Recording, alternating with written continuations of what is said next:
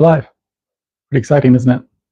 So tonight I was thinking to convert this piece of scrap 2x4 into a cell phone holder. So let's see how it goes. First, I'm thinking to cut a dado basically into the middle and go about halfway deep. And that's where the phone will sit. Then I'm thinking to drill Forstner bits into the side to meet up with that. And actually, I'm not sure how well that'll work, because if I have the groove in there, I was thinking that the phone would sit right there. If I have it too wide, then the phone's going to sit at an angle and it might turn it over. So I think I need to have that be not so wide. Let's test it out. Let's see how it goes. So, all right. Let's see, let me just modify so I can catch any chat that comes up and see how it goes.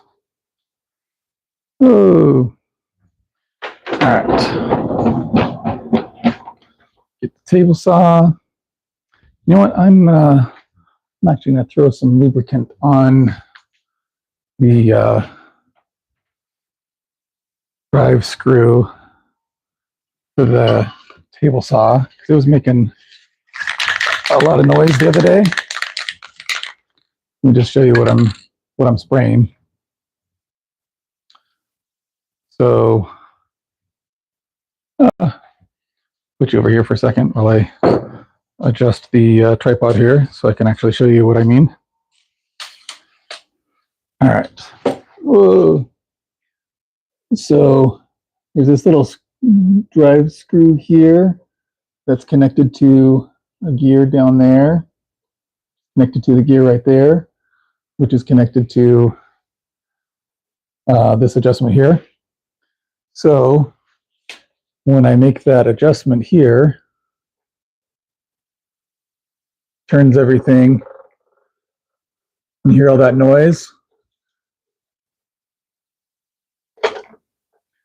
So I'm going to see if I can make it quieter. So let me lock in the tripod right there. Shake up the WD-40 dry lube. I'm just using that stuff right there.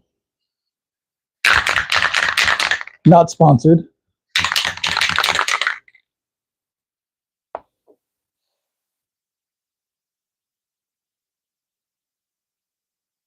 All right.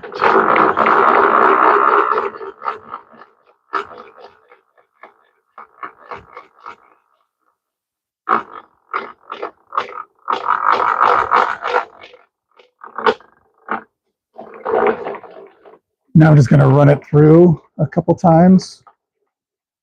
Just try and get all the pieces lubricated.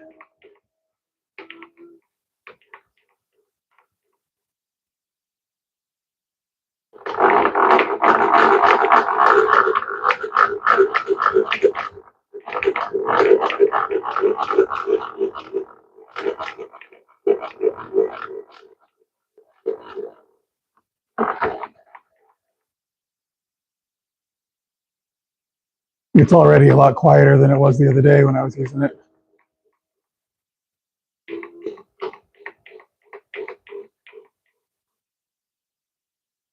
All right, so we'll call that good for now. And put the lubricant away and reposition camera so you can hopefully see what's going on over here. All right. So this is the table saw. This is the crosscut sled. And you know what, before I do that though, let me make some markings on this so that I know how much to cut.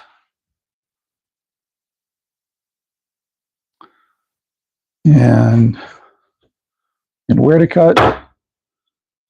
So it's going to guess that that's about halfway. And we'll mark there, flip it around, mark there. Right in the middle of those is actual halfway.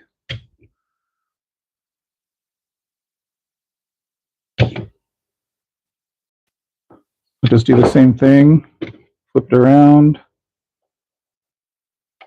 So that's our halfway mark right there. And let's see, do I want to do it? You know what? I think I actually want to cut it the other direction here.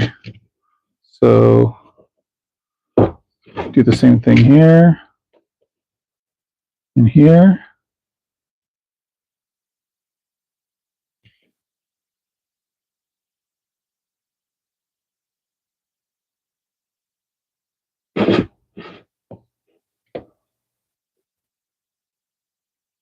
Okay.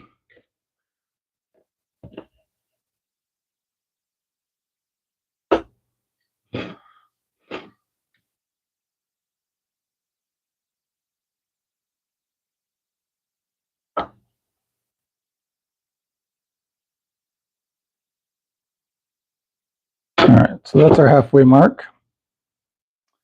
And I think I want it to be about half an inch wide. So right now I'm at 1 3/4. I'm just going to move it up to 2 here.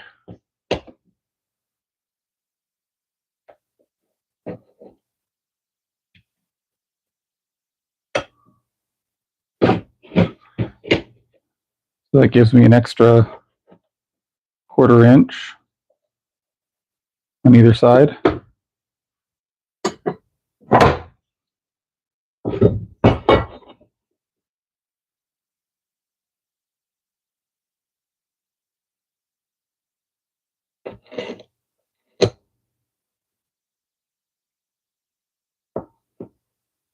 And I'm just using the speed square.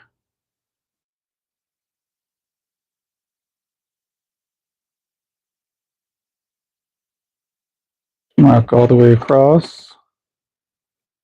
And then down the side a little bit.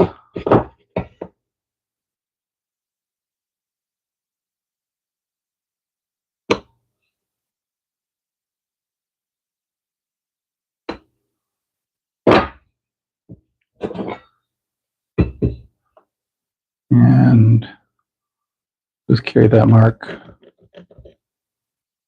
down.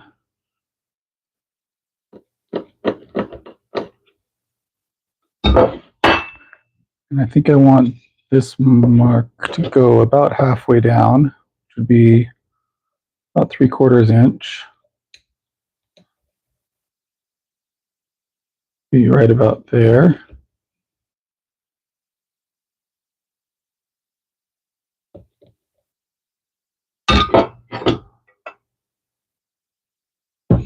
And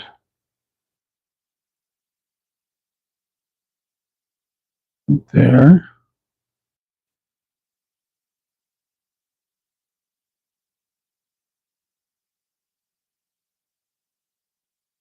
Okay.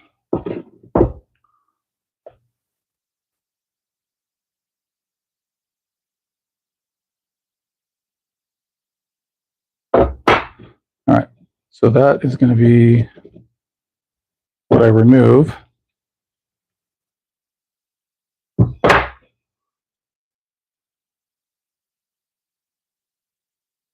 All of that. So let's see how well I can do that on the table saw.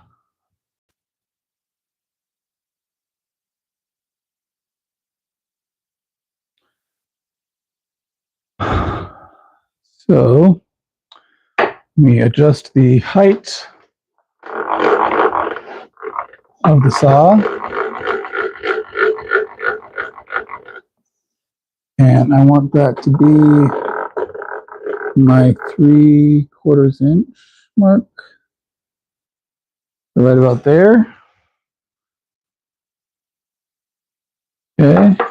And then I'm going to cut out all of that there. So,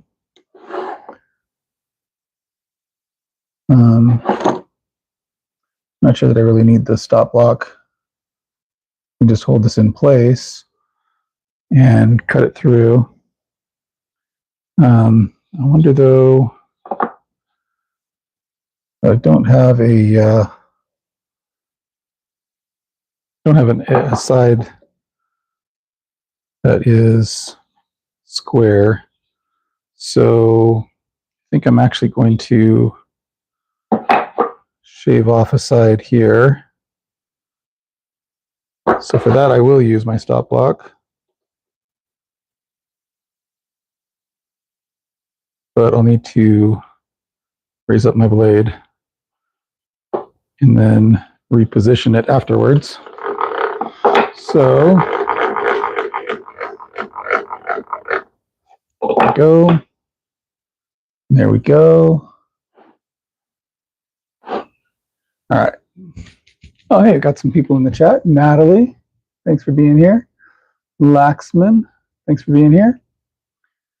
Still missing point. Could be. Hey, board hand grafted woodwork. Good to see you. Wanted the stand should be as if I can read. Well, the idea I've got here is to cut the dado and then put a hole in through the center or through the front, and that should be able to amplify the sound from the speaker going out. So that's the idea anyway.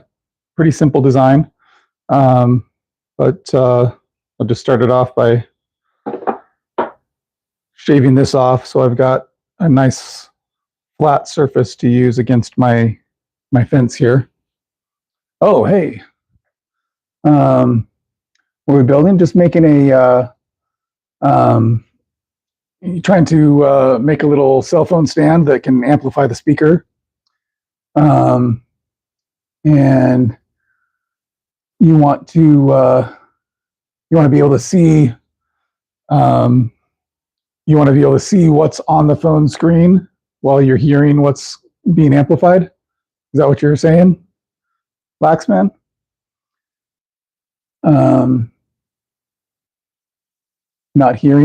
Not worried about hearing it. You're more interested in seeing it. Yeah, I mean, that could be a different project. That's not what I'm trying to do with this one, but we could definitely talk about how to build a cell phone stand that would make it easier for you to see versus easy to hear. So let me see if I can whip this out, and then if I have time, maybe I'll brainstorm some ideas on the project you're thinking of. So I'm putting on some eye and ear protection, and then I'll plug everything in. My table saw here has a vacuum and cyclone separator built into the setup.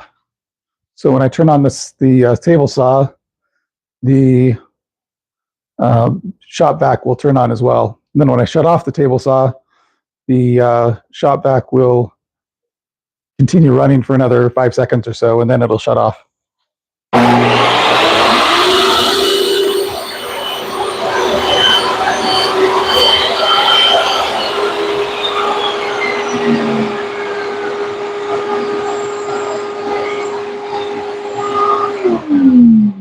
All right, so that gives me a clean, flat surface.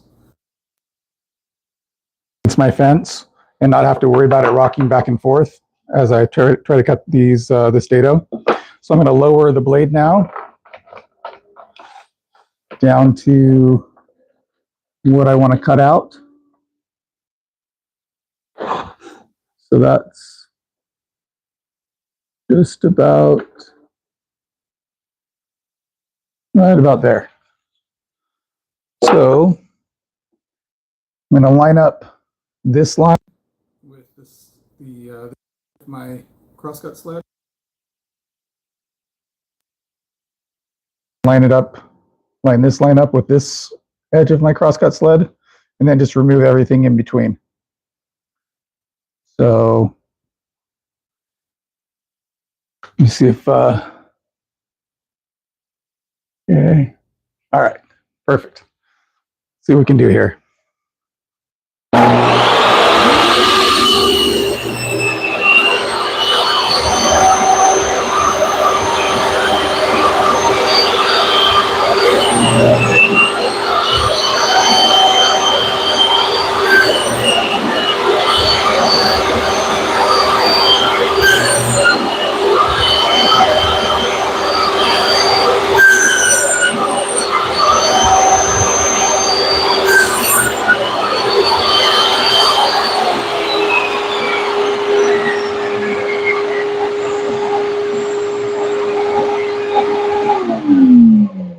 All right.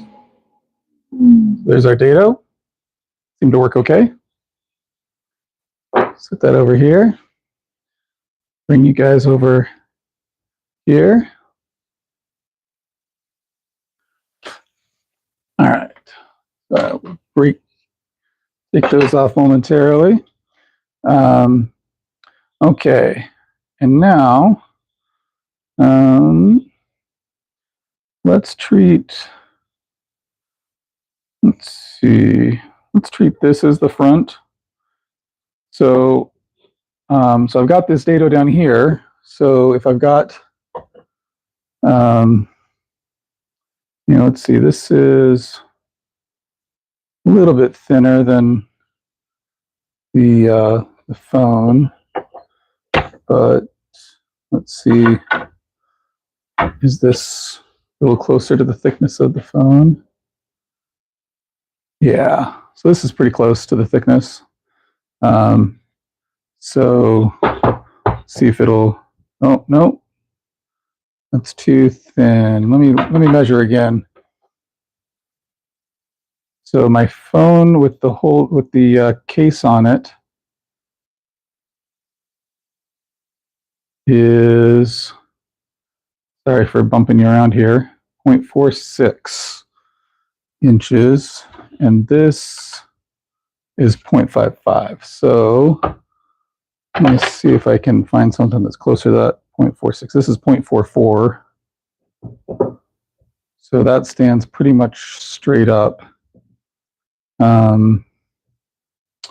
Maybe I should have a little bit more lean to it, so that the speaker can be angled a little bit toward where I want the amplification to go. So with that in mind, I'm going to go back over here and make this a little bit, or I think I'll just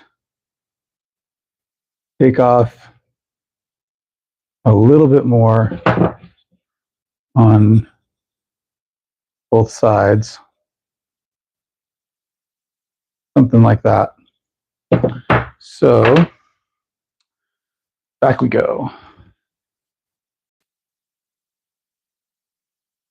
Don't want it to be really wide, but I want it to be wide enough.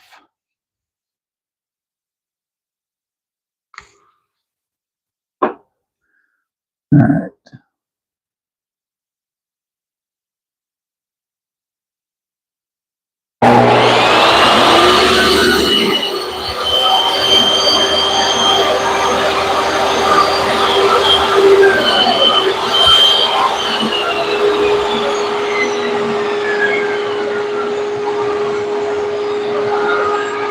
Okay.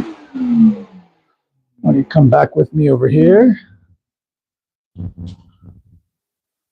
And just Let's see.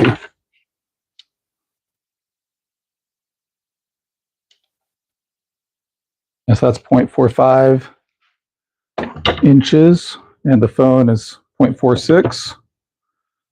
And that has a little bit of space to rest. That might work. That could work. We'll try it. And since we've got some of these imperfections here, I'll treat this as the front. And so I just want to drill a couple of different holes with my Forstner bits. The first one I'll make smaller, and then the second one I'll make wider. That first one, I want to make it deep enough to go pretty much to the middle of this cut. And then the second one, I'll make it, about half the depth. So let's see. Go probably this one.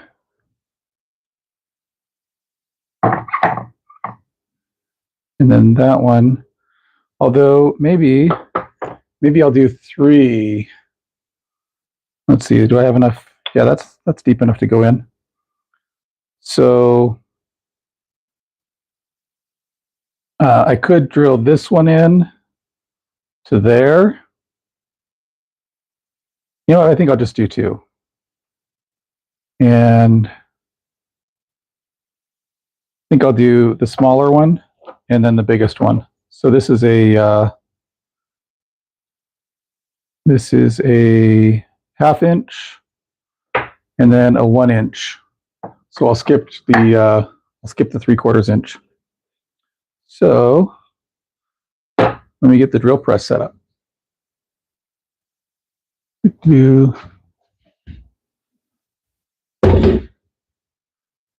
All right.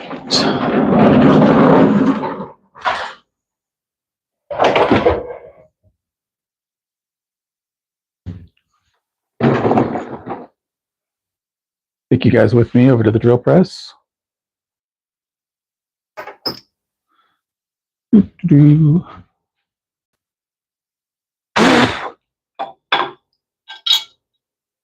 we go.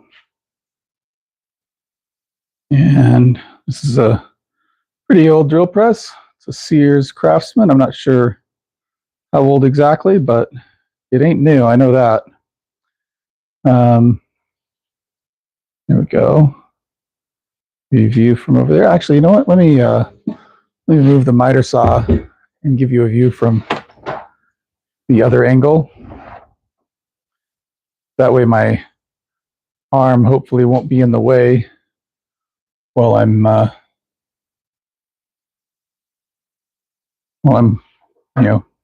pushing this guy down. So here we go. Let's see. This is the side that I want. And I think I'll start with this guy.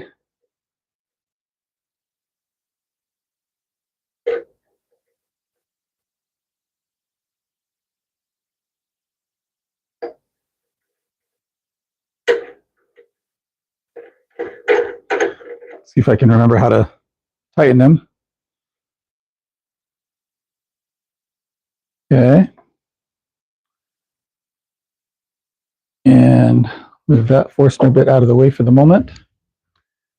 And I want to stabilize this thing so that he's not moving around on me. I've just got this little vise. And I will need to lower this guy. There we go. That should be enough. Let's just make sure I can get enough clearance there. Yep. Okay. And I'm actually going to mark this guy so that I'm hopefully in the center. Let's see. get the punch. I'll get the pencil. I'll just grab a ruler.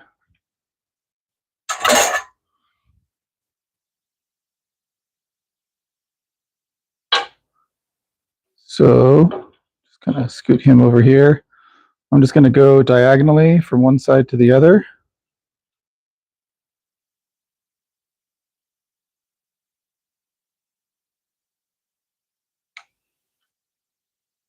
Okay, one corner to the other corner.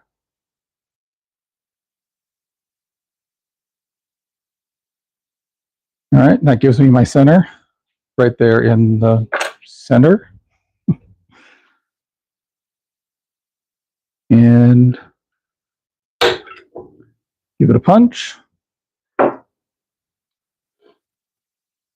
And so then my little Forstner bit can center right in that hole.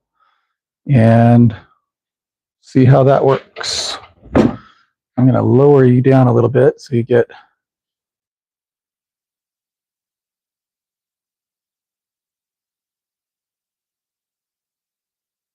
you like that. All right. And I need an extension cord because my drill press is not on wheels. One of the few things in the shop it's not on wheels. Why did I pick the longest extension cord? Or is this more than one? I think this is more than one extension cord. I'll just get the blue one. That way I can tell where it begins and where it ends.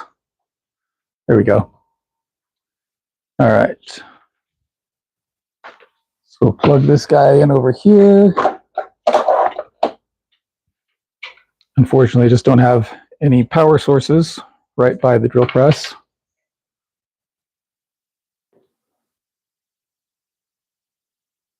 I have a benchtop drill press that I've been meaning to sell to somebody. Right now, it's just kind of taking up space. Got that one, got my benchtop drill press before I bought this guy, this floor standing model. So, see where we're at here.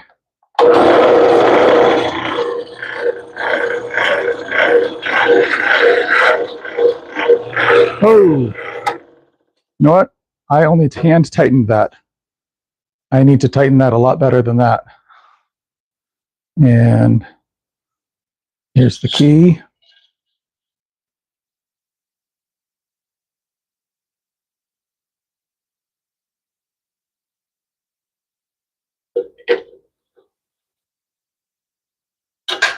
All right.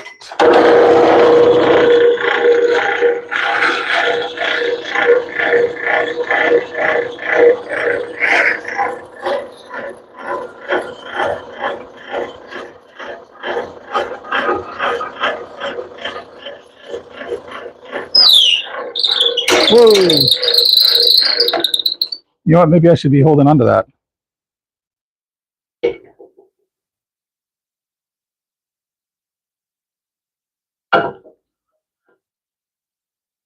I was thinking it would be heavy enough to not have to hold it, but apparently not the case. So let me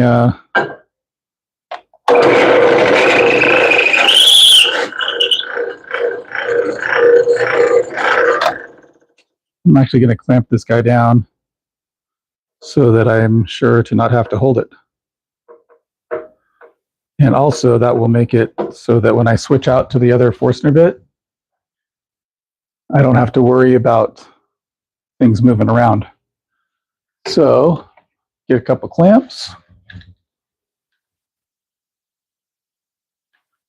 And I'll clamp there.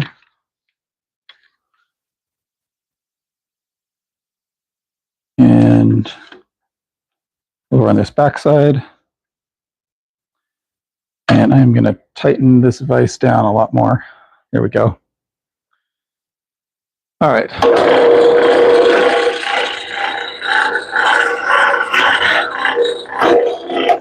Actually, I want you to be able to see when that comes through. So flip it around.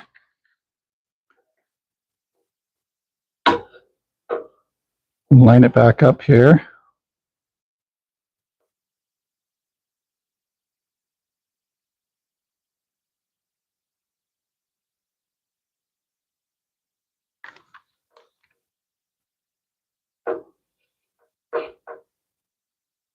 Go.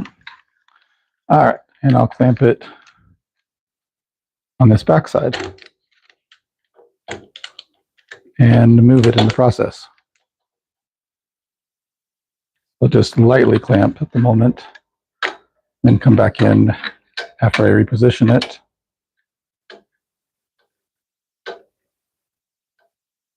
Tighten it down some more. All right.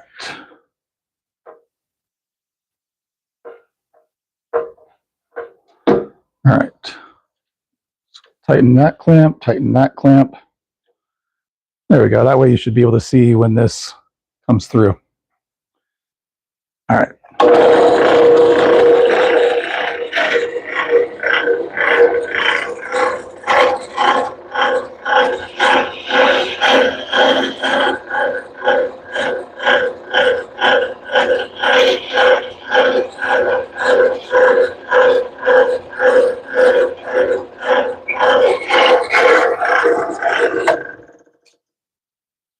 All right. So we've got that broken through. I'm going to clear that out a little bit more.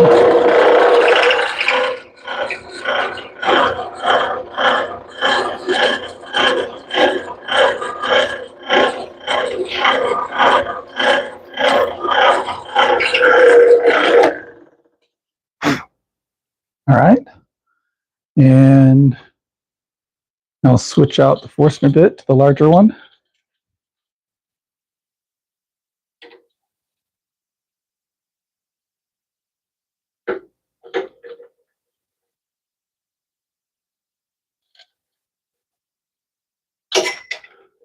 But now that I've got that clamped down,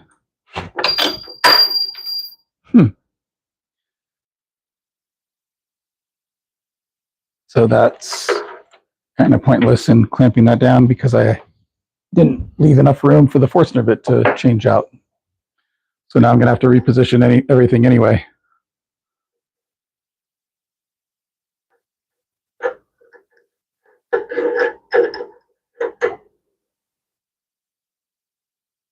All right.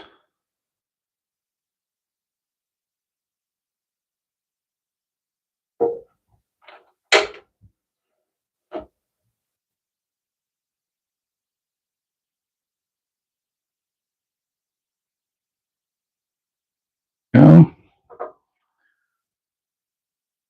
right, that should work.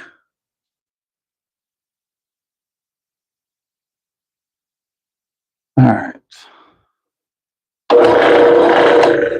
On this, I'm thinking to just go down about half the distance.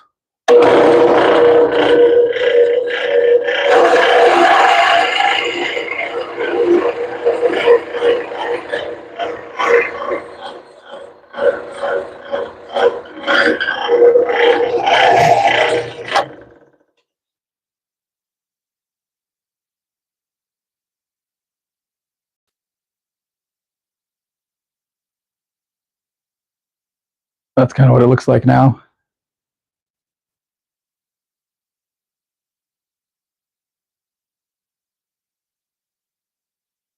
All right.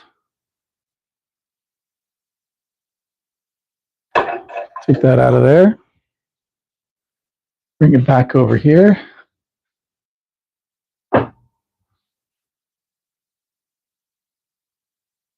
And let me check in on our chat as I remove my stuff here. Let's see. I'm not sure that this is updating. Let me see what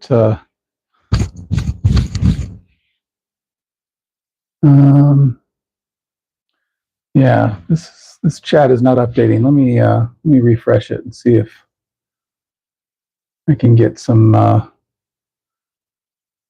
more current chat to see what you guys are actually saying.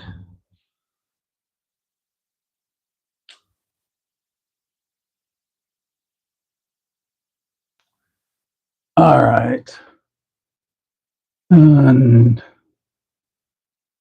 okay. Believe that's the next project you'll be working on. By the way, 3 cheers for the notch. Oh, thanks. Best of luck.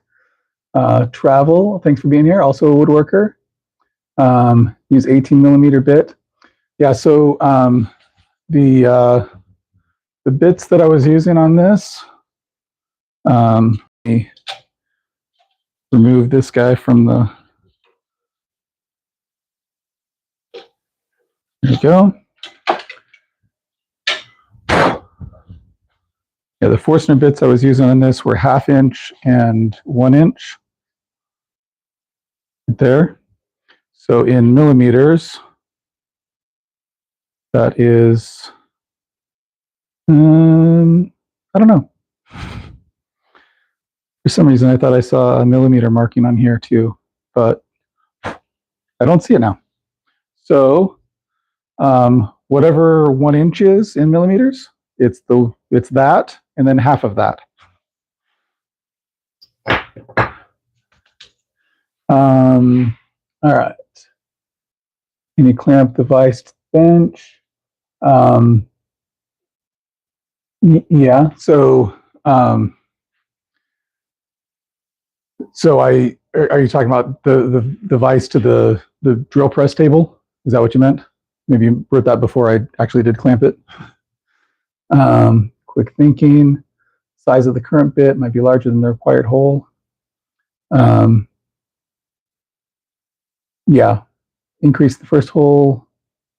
Increasing the hole first by 1/2 inch, and then 3/4 inch, and then 2 inch. And at 25 millimeters. Okay, 25 millimeters for 1 inch. All right, so 25 millimeter and 12.5 millimeter is what I did.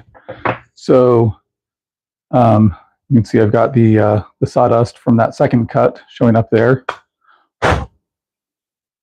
There you go. Got a little bit of a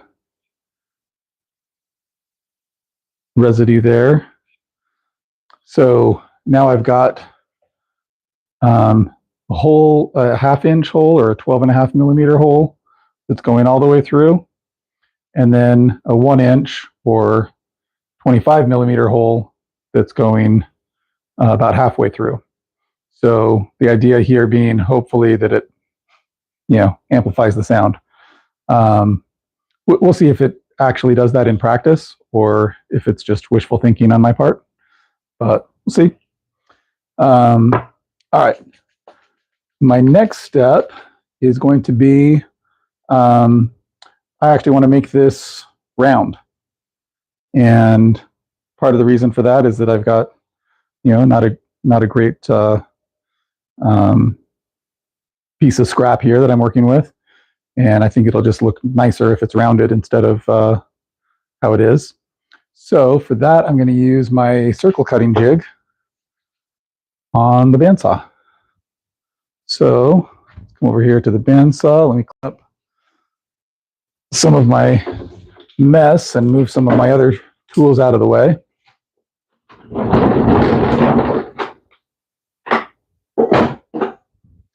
And remove the extension cord from the drill press. That out of the way.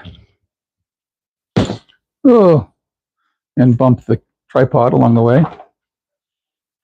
It's just how we roll.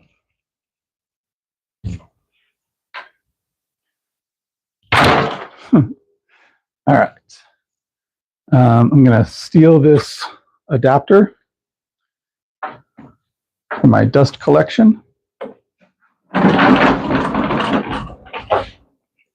I've got my dust collection port back here. So I can just connect to that. And then I've got my shop vac with cyclone separator here. that'll just clip in like that. All right, now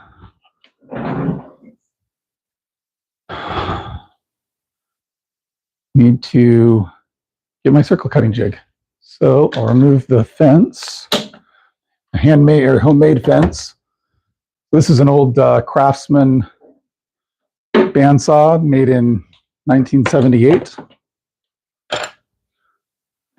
And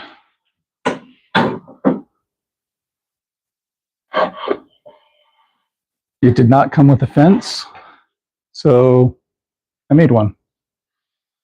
Not the greatest, but I actually made it in part out of the circle cutting jig that I first made on this guy. Then I decided that instead of using plywood, it would be better to use melamine.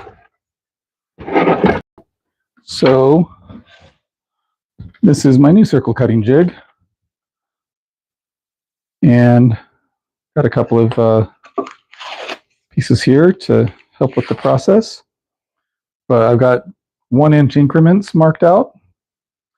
So actually, now that I'm thinking about it, I'm not sure that it'll work because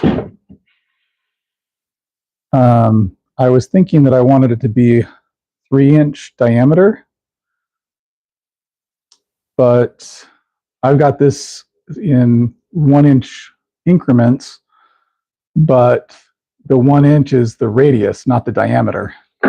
So I can do either 2 inches wide or 4 inches wide, and 2 inches is going to be too small, and 4 inches is going to be too thin. Well, but I can make it so that I'm just cutting off the corners here. I think that's what I'll end up doing here.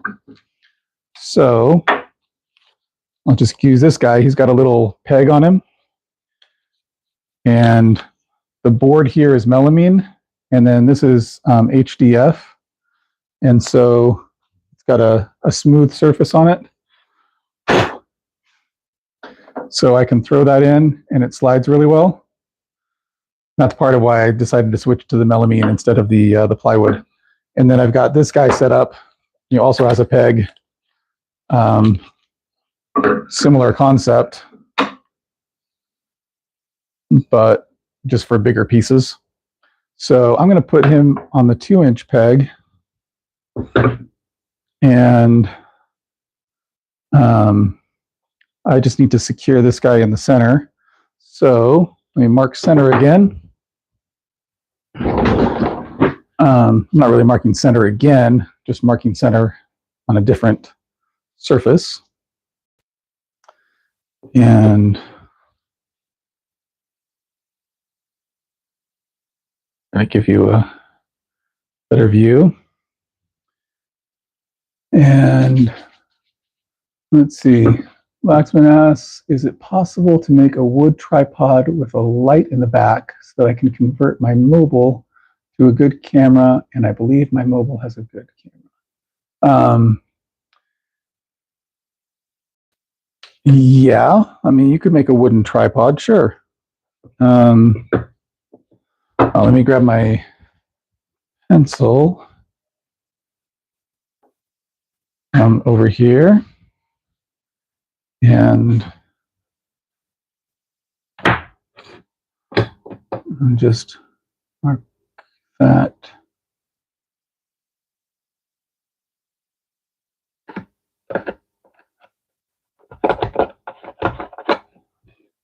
That hole might be pretty close to the middle.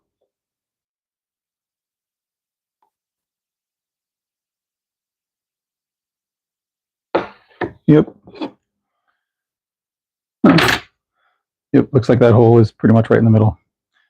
So I'm going to get a little bit of double stick tape. A lot of circle cutting jigs require that you put a hole into something so that you can then have a nail or something as a pivot point.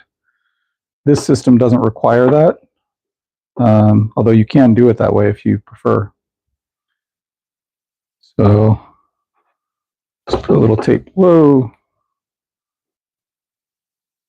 A little tape there. Actually, okay.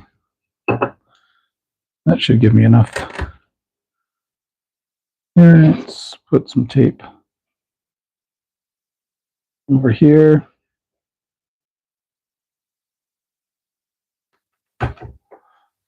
And pick it up off the floor. Roll it back up.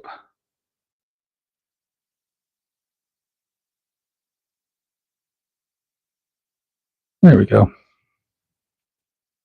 All right. And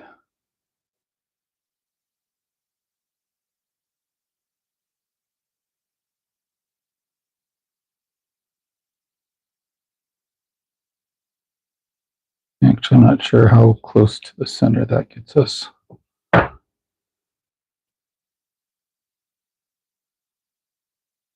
I wish I had made this guy a little different. And maybe I should.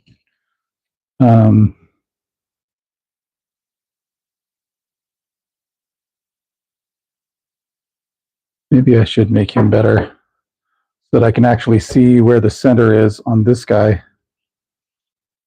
Let's see.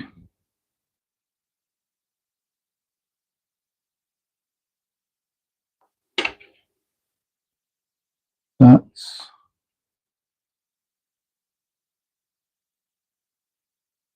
should probably make him square.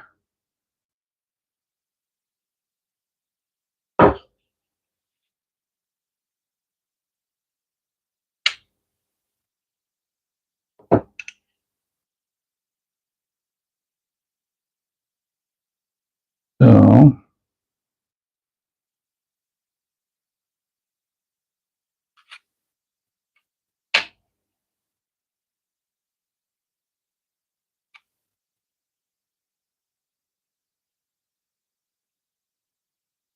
close to square.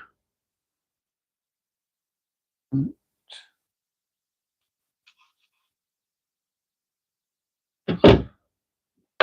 right. So I'm going to remove some of this guy. So let me move my bandsaw out of the way a little bit and get the table saw back in play with the crosscut sled.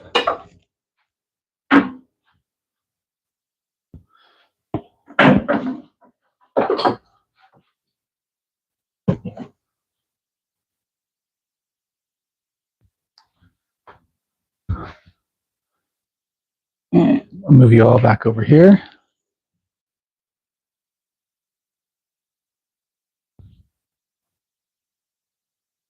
And hey, Mark, thanks for joining us today.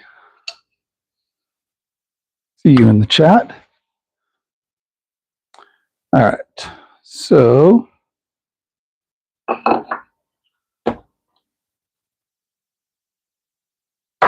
let's make this guy square as we can.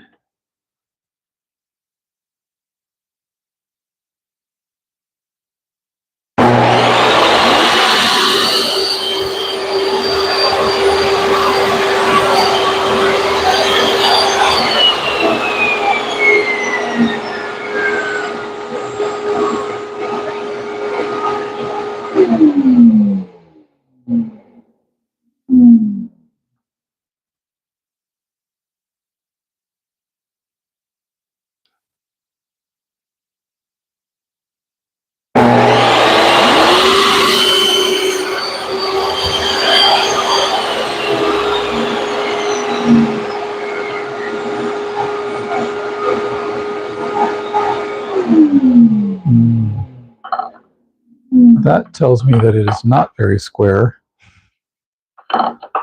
because that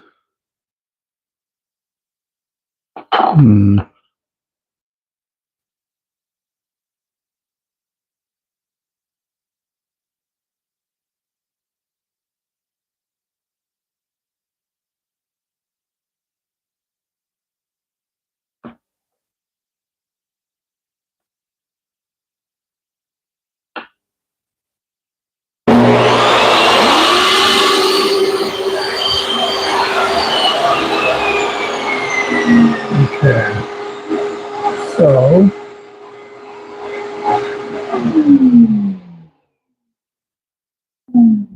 means I need to go a little bit thinner on parts of this. So I think this is 1 inch wide. This is 3/4 of an inch wide.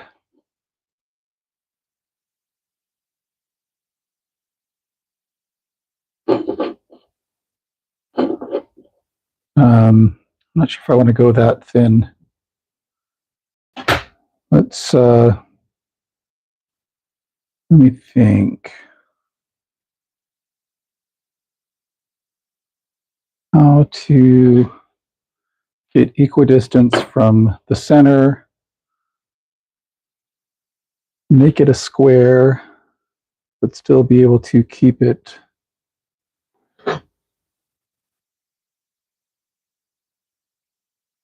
Let's see.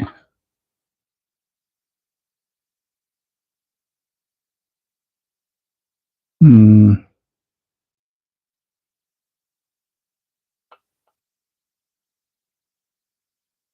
Hmm.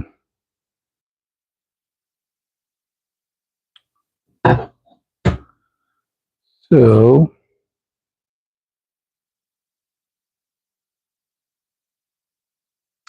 I'm not going to worry about it right now. I will just note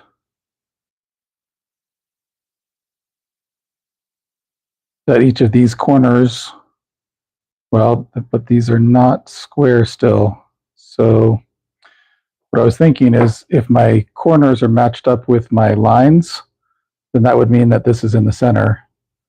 But that's not necessarily the case.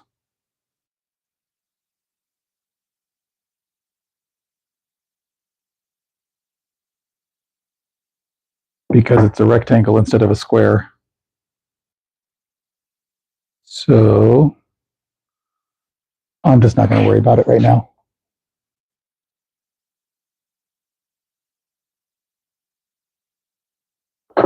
Yeah, I'm going to take off the tape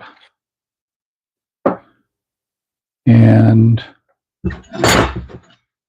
make some center lines here.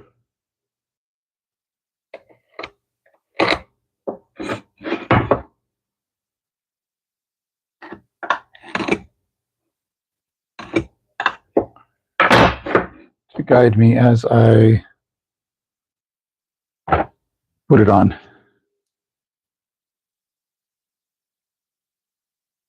And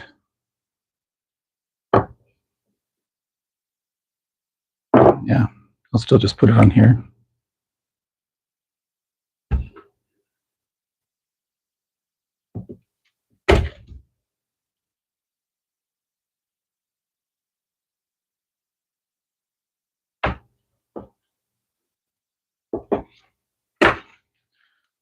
All right.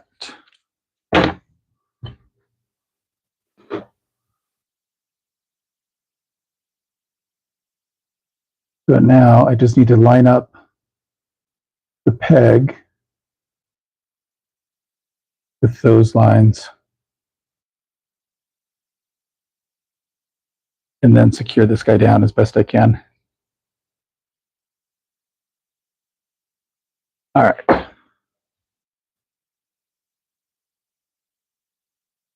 Okay. And all right. Now move my table saw back out of the way.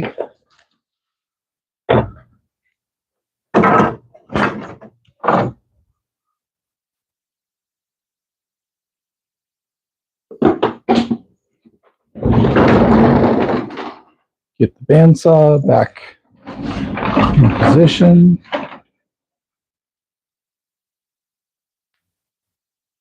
Here's the circle cutting jig again. And see if I can use that up and hopefully give you a decent view of what's going on. Actually, let me try one from this angle here. Let's see if I can get close enough to, maybe not with the way that bass would be. Let's do this. And I'm going to move my clamp to this backside.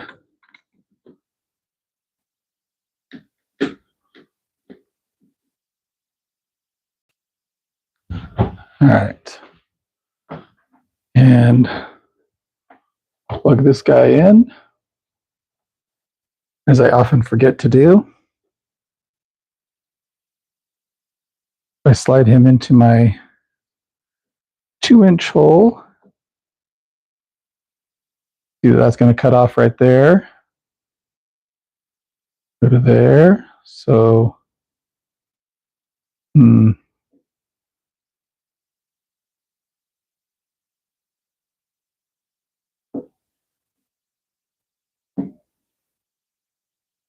okay.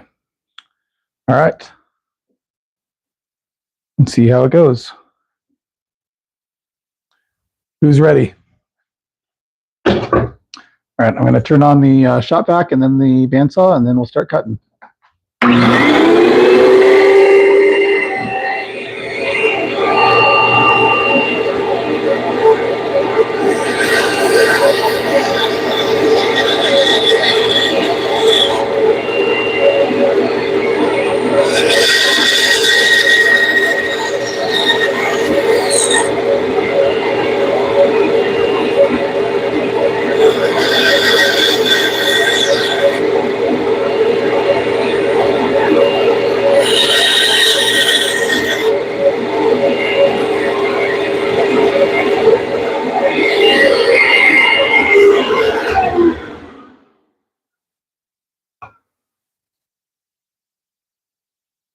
All right. So here's what it looks like right now. Definitely think we had it not quite centered. So the front side has more removed than the back side, but it'll be fine. All right. And I still need to figure out what I want to do right back here. I'm thinking that I want to angle this back somehow, but I'm not sure exactly how I want to do that yet. So I'm going to remove the circle cutting jig apparatus and the tape.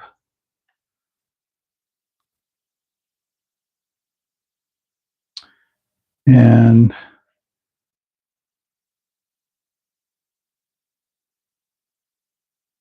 see where we're at right now.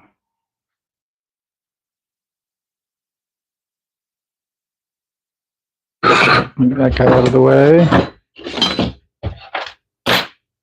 Put my Forstner bits back in my Forstner bit holder. Those of you that want to build a Forstner bit holder, there's one right there. I've got a build video on the channel. So, all right. So let's see here. Not sure. It seems like the chat might be frozen, or just everyone stopped talking. Let's see. Well, looks like everyone just stopped talking. That's okay. All right. So let me get the next power tool. I think we'll use a sander. And it looks like I didn't have those quite centered because my smaller hole is a little off center from this 1-inch hole, but it'll be all right. Okay. Let me get the sander. We'll smooth out all these edges. Probably try to shape that a little bit. Actually, you know what? Let me get out a sander that I haven't used yet. That's always the best thing to do when you're on a live video, is get out tools you haven't used before. and and tools that need fixing up, which is what this needs. So I've got a belt sander that I have not yet used. Got it a while ago on Facebook Marketplace. And I'm sure there are times that I could have used it, but I didn't have it set up yet, so I didn't.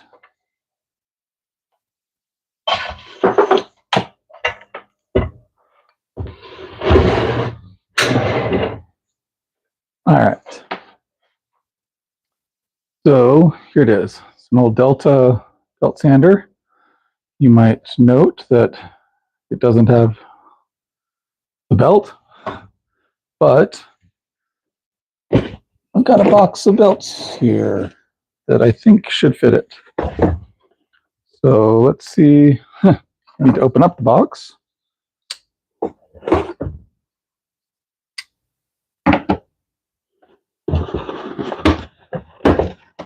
So let's see if I can get one to work.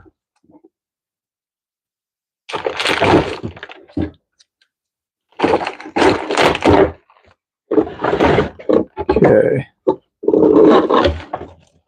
Looks like these are all different grits. Let's see. Yeah, looks like I've got 60 from as low a grit as 60 all the way up to 400 grit, it looks like. Oh, I'm on live stream. I'm passing. You're passing? Awesome. It's by 0.1%, but I'm passing. Oh, good. Yeah. My daughter is happy that she is passing her math class. I am happy too. Bye, sweetie. You ate it all. I ate what? Ice cream. The ice cream sandwiches that I bought for me? Yeah. I did finish those off, yes. How rude. Rude, you think? Okay. Love you too, sweetie. All right. Okay, let's see. Looks like this goes that way. So if I go the opposite direction, let's see, tighten, loosen. Let's see, how do I get this to go back out? There we go, just have to be stronger.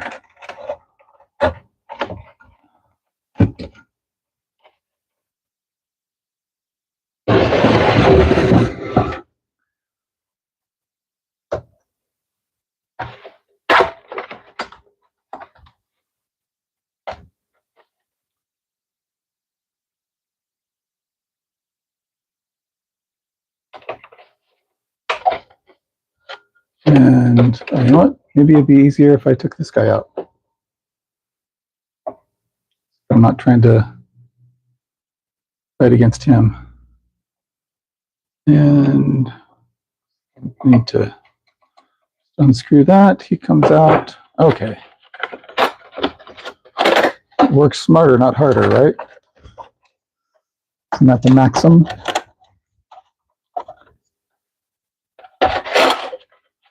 There we go. Those straightened out. And let's see, it seems to be on there pretty tight.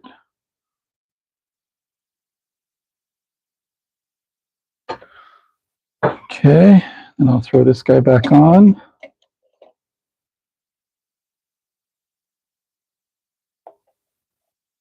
And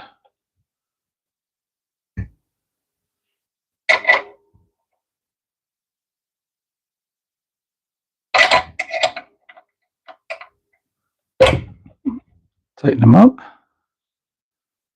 All right. I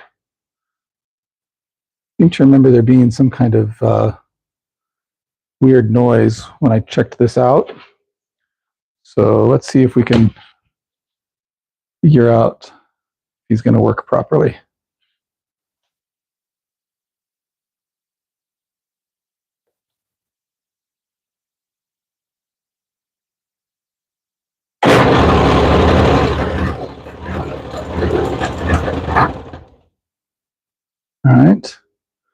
So you wanted to move over this way instead of rolling in place.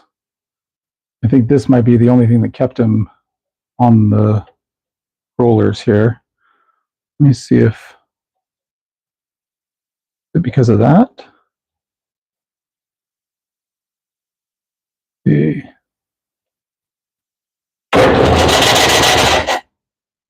Yeah, he definitely wants to run into that guy.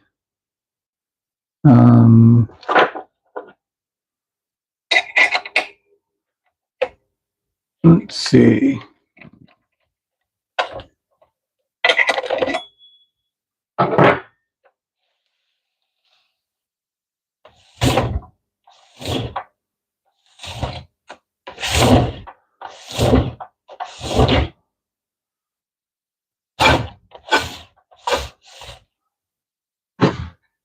Let's see. So there must be some sort of alignment issue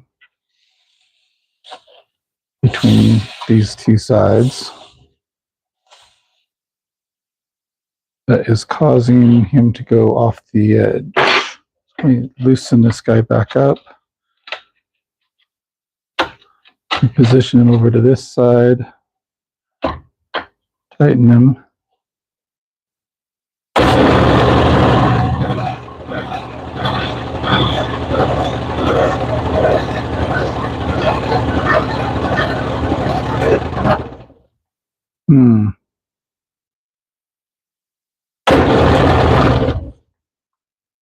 All right, so there's something that's causing it to move this way. What would that be?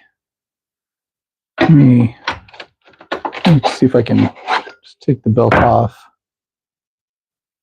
and disconnect the power. Hey, Mike. Let's see. Turn and adjust by turning the first thing you turned.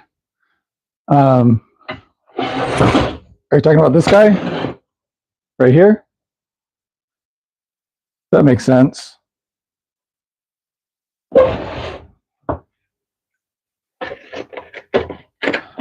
But that might have something to do with it, but all right. Let's see if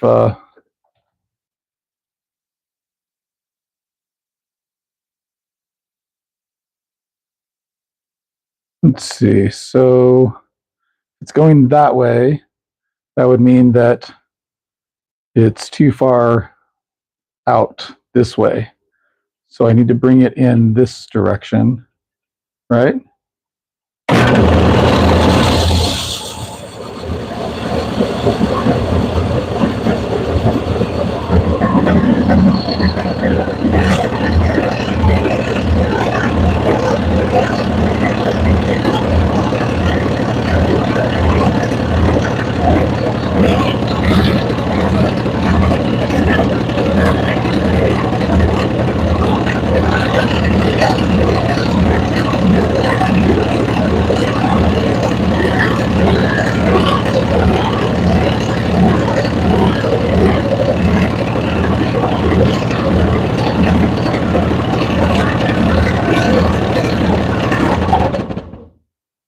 All right, so that seems to hold. All right, got a lot of vibration going on, and I think sounds like there's some contact going on elsewhere. I'm not sure how much that'll matter for what I want to get done right now, but let me see if I can figure out where that contact is happening.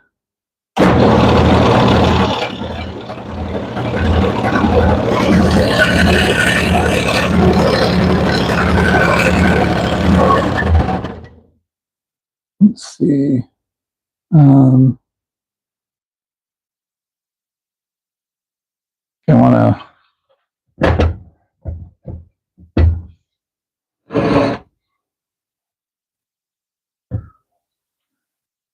might be with this plate bumping up against here. So let me see if I can adjust these guys and move this guy away from there.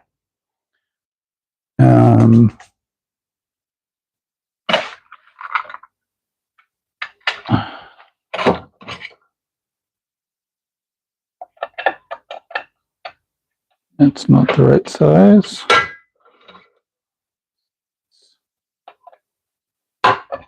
Oh, looks like it's the size in between, which is over here.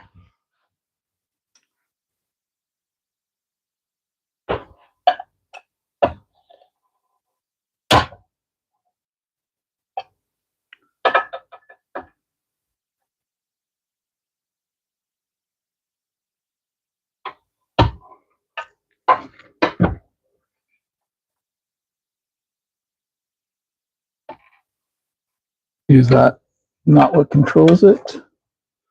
Or I just haven't loosened it enough?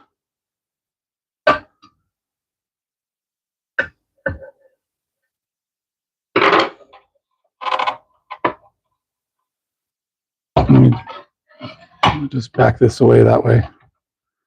So it's just completely apart. Because those don't seem to control what I was expecting them to control. So I'm just going to tighten those back down.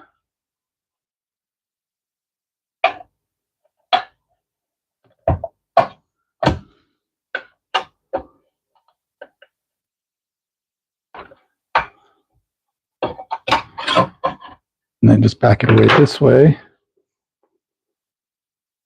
And see if we still have all the same noise and vibration as before.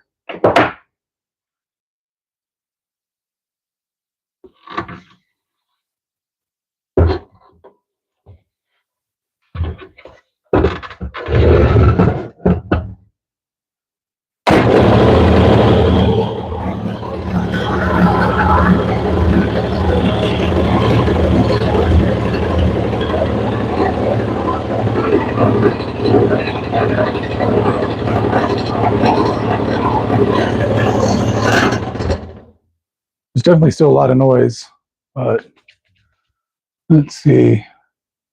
The hex hem on disk is loose. Over here, the hexam. What is the hexam? A head on shaft behind disk.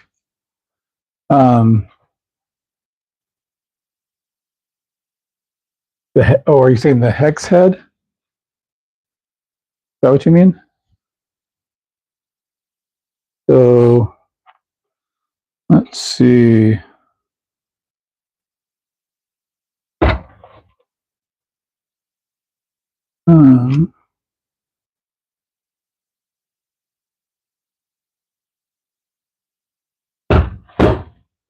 Let me just take a look at the shaft there as it goes.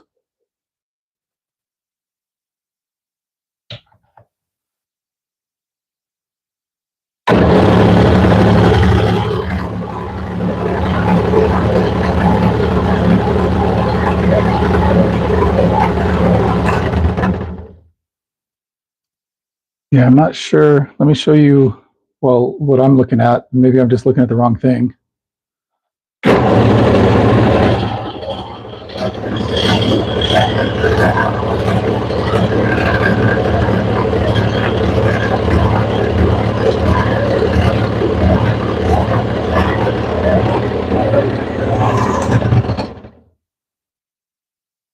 I see some vibration, but it looks like it's, I don't know that it's from the shaft. But I'm behind the disc. It holds disc onto a shaft. Yeah, so I'm not sure how to get to that.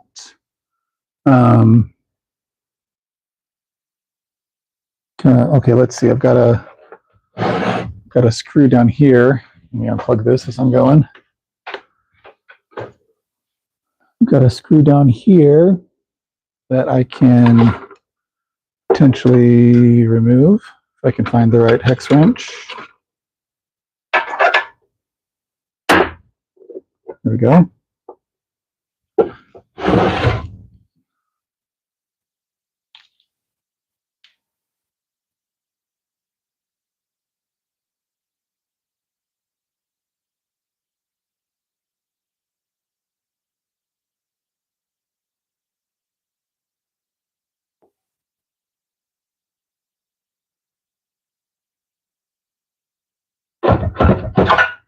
All right, so take that guy out. And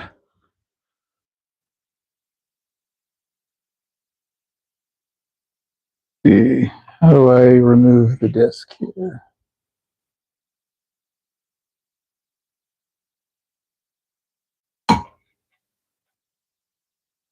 Is that just adhesive?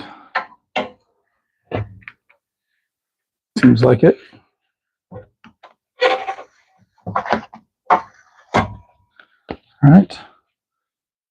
That maybe get changed anyway. All right.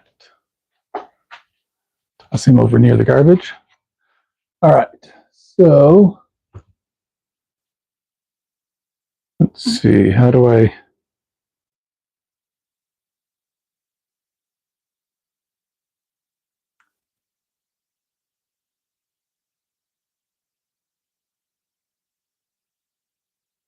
How do I do anything here?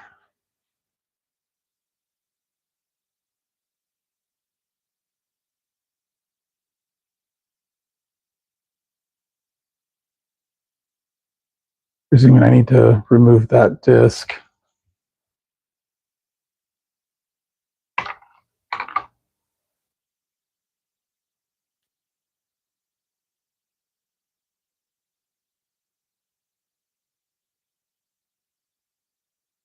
I don't see what's in those holes. And this doesn't look like,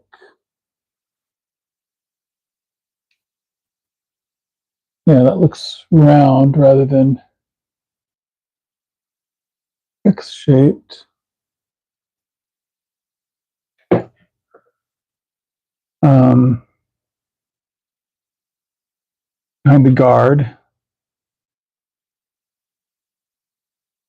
Okay, put a little oil on the moving parts. Okay, the U-shaped hole with a flashlight. U-shaped, not a hole down here. Oh, okay, U-shaped hole over here. You're saying about this U-shaped hole? Right there?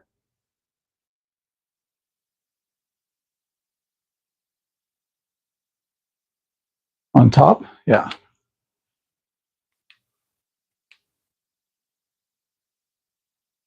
Okay.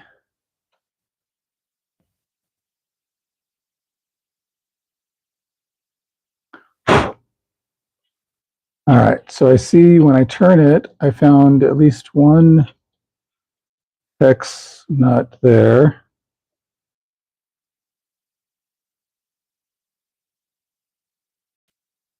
That presumably holds this in place. Is that what I need to remove?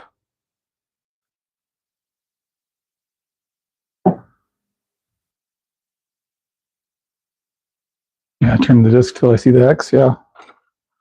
All right, so let's see if this is the right size. No, don't think so.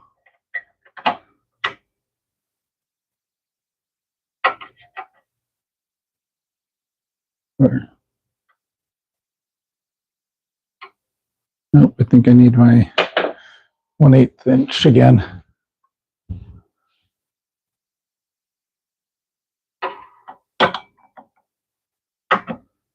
There we go.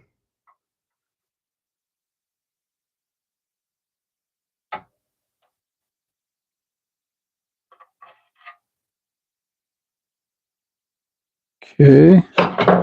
And then let me grab my magnet won't reach down there. So let me use a rare earth magnet, a smaller one.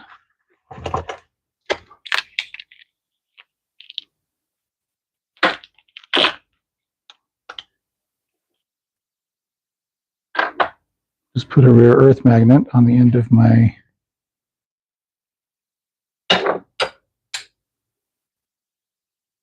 chair. See, oh, no, that's too powerful. It's going to hold something else. So see if I can just put it on one here. That worked. Sweet. All right. And I'll turn it.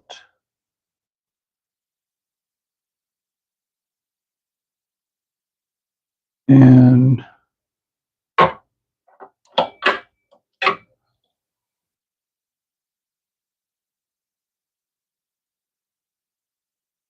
okay, is that the only one? Yeah, that must be the only one. Okay, is that supposed to make this be able to come out? Or something else? So there's the hex nut.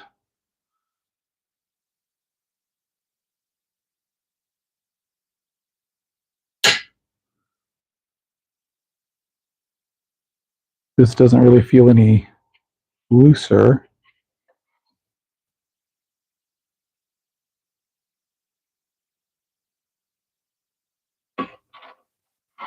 But maybe I need to pry it a little bit.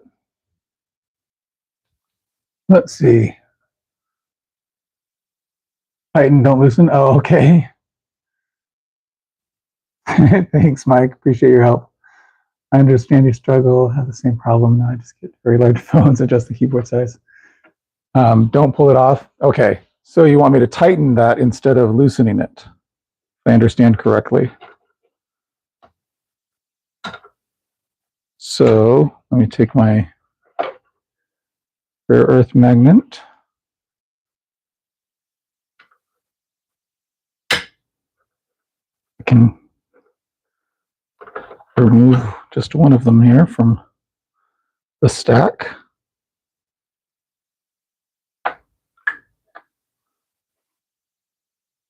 Put it on the end.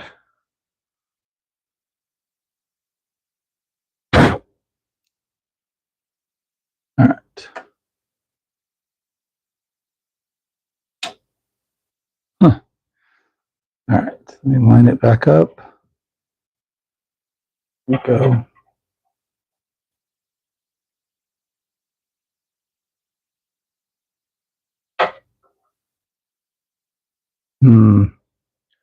Not sure if I'm going to be able to.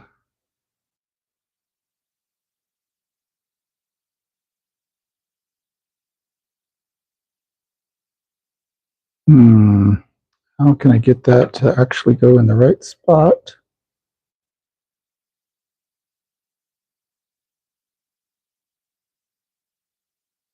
Not losing it.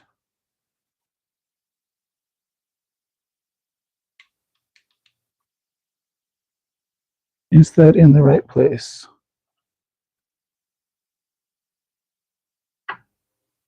Looks like it should be.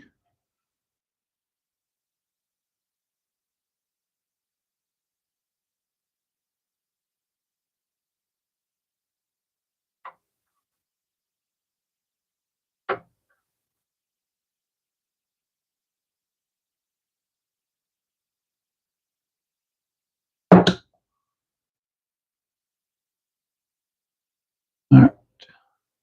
On now. Go to your home. Don't you want to go to your home? Yeah, Mike, I really should have paid closer attention to you before I pulled this out.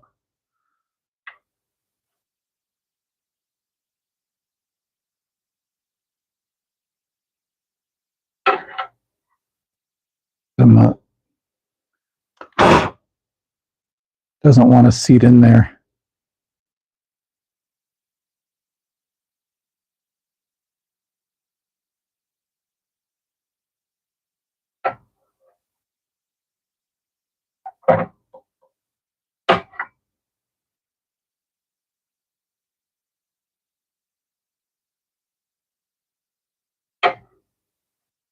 Hmm.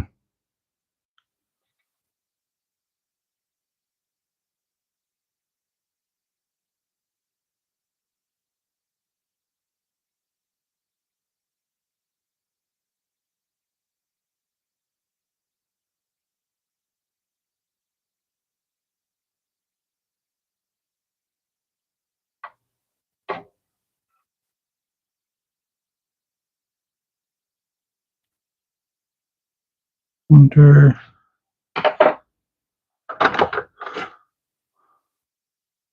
Yeah, no, it's too big. It has a little bit of play to it, but well, you know what? It's got lots of play. It worked to take it out, didn't it? Or am I using the wrong wrench? Ah, that's my problem. I was using the too small, or the wrench that was too small. So let me see if I can magnetize this a little bit before try putting it down, that it doesn't drop.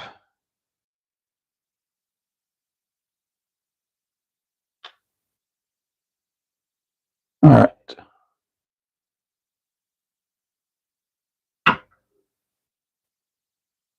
There we go. Hopefully that is now actually turning it. Okay. So I've got that as tight as I think it'll go. I'm not sure if that's what I was supposed to do, but don't pull it off. Violence is always the answer and things won't come off. I definitely understand that thought, Wayne. Hey, Scott, thanks for your participation and help. Now you turned it. Shaft should be flat on one side. Okay.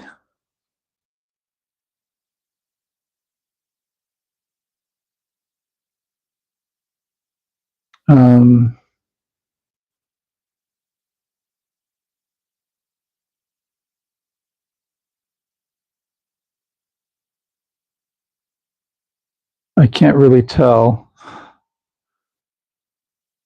It definitely seems like there's varying angles in there. I don't know if it's necessarily flat, but there definitely could be some flat spots there. So let me just plug it in and see what kind of sound it makes now.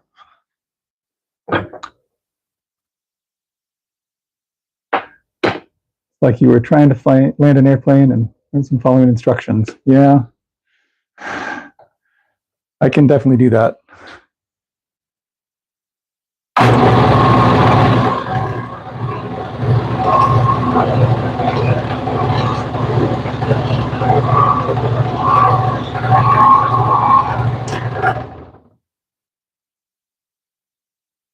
That sound better?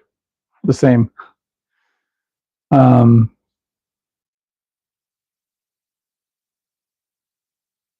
Okay.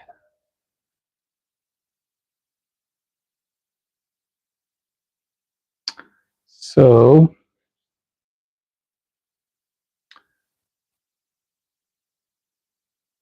if I could remove this outer cover, it'd be a lot easier to see what's going on in there. But I don't see an easy way to remove that. Looks like there are maybe some screws or pins or something there, but that's not going into anything. Looks like there's a screw there, but I'm not sure that I could probably access that.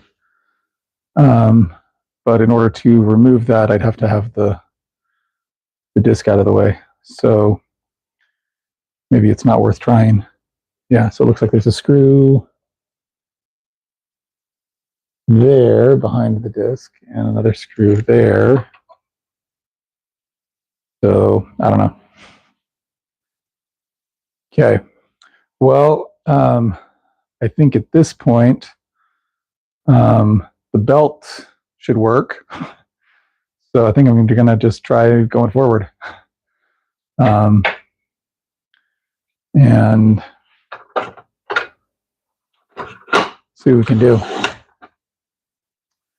So let me, I'm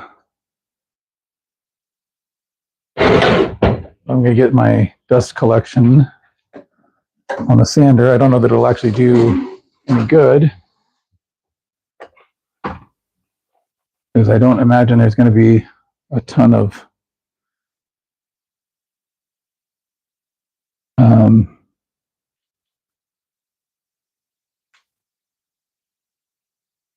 dust that makes it to the dust collection area. So it is pretty loud though, so I'm going to put my eye and ear protection back on. Oh, as long as I can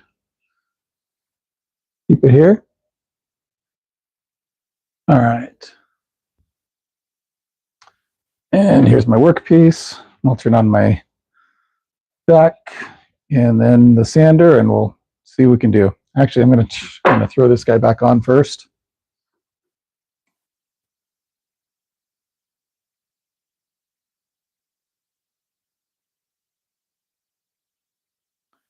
And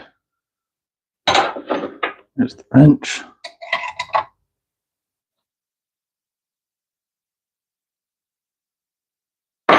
All right.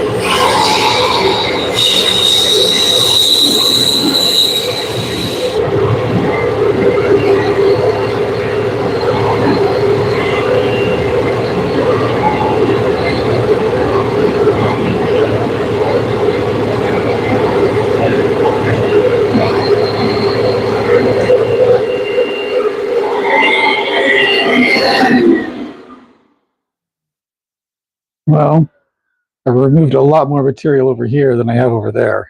So not great by me. But let me keep going here.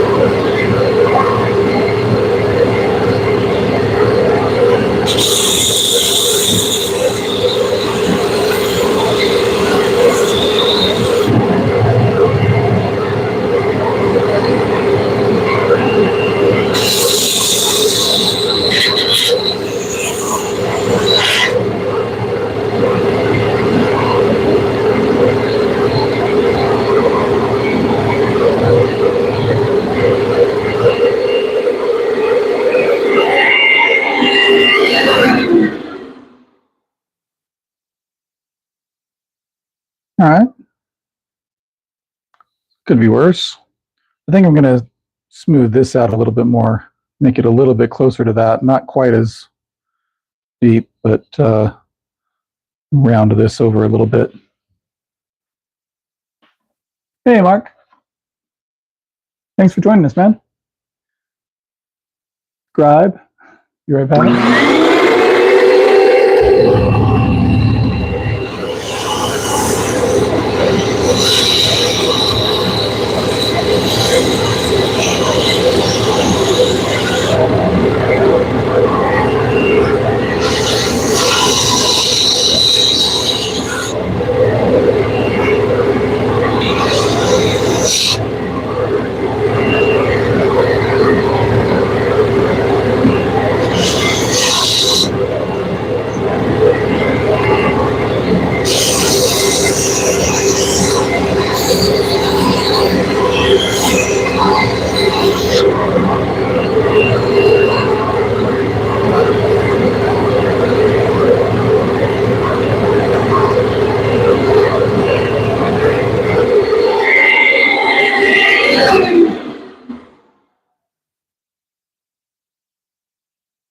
All right, so what it looks like right now.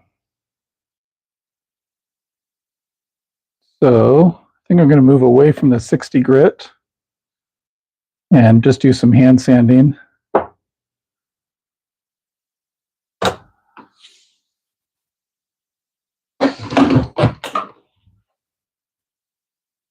Unplug that monster.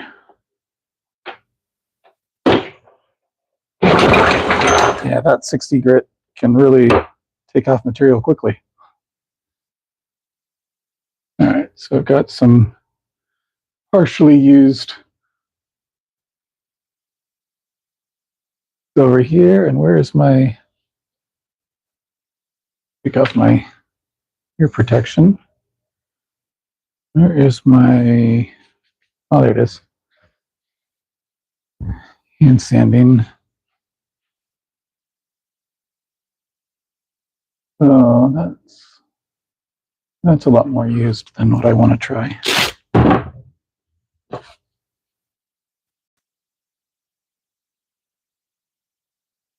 So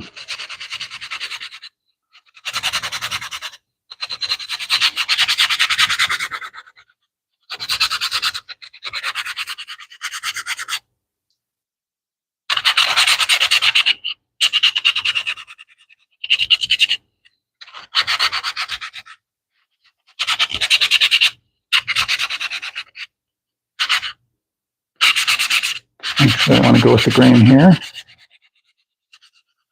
the extent possible.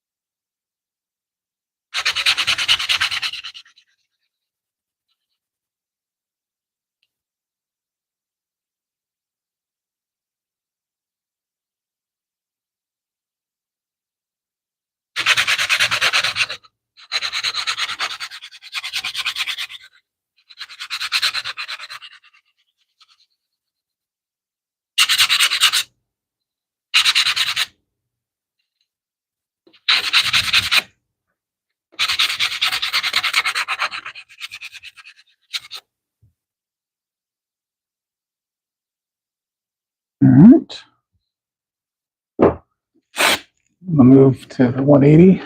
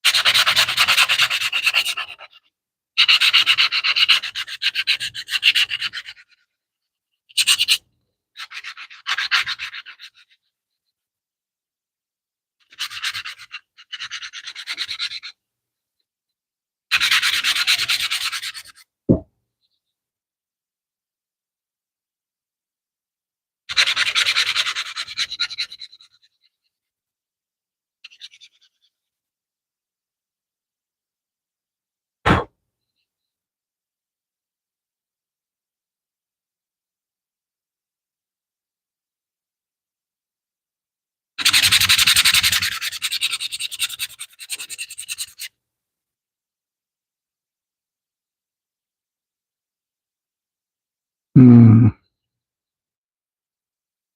The sander left some pretty deep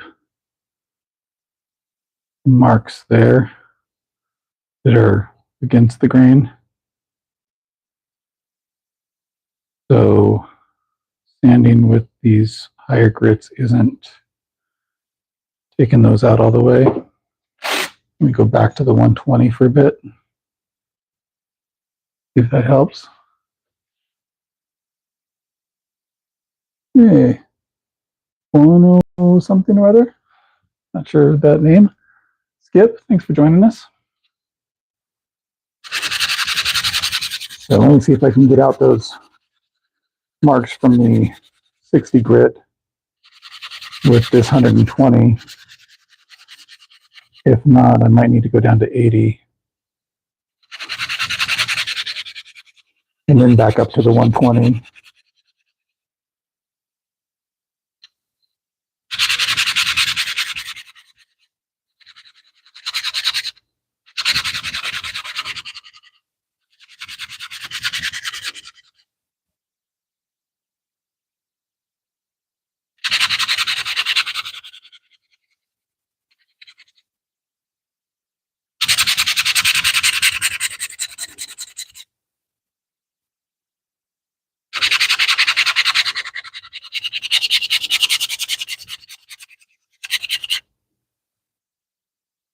Yeah, I think I need to go to 80 first.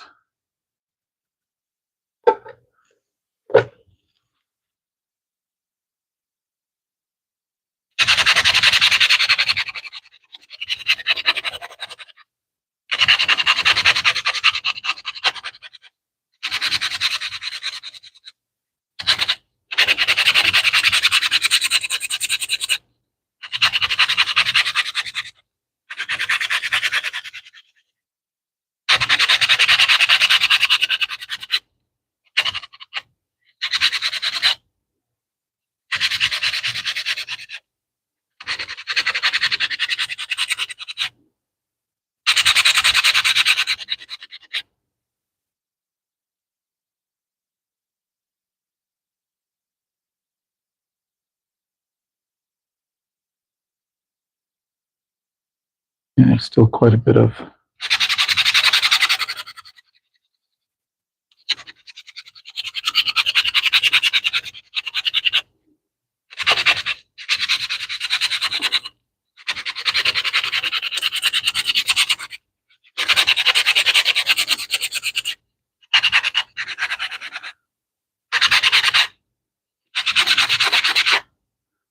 the bottom is doing great, which is, amazing since no one will see that.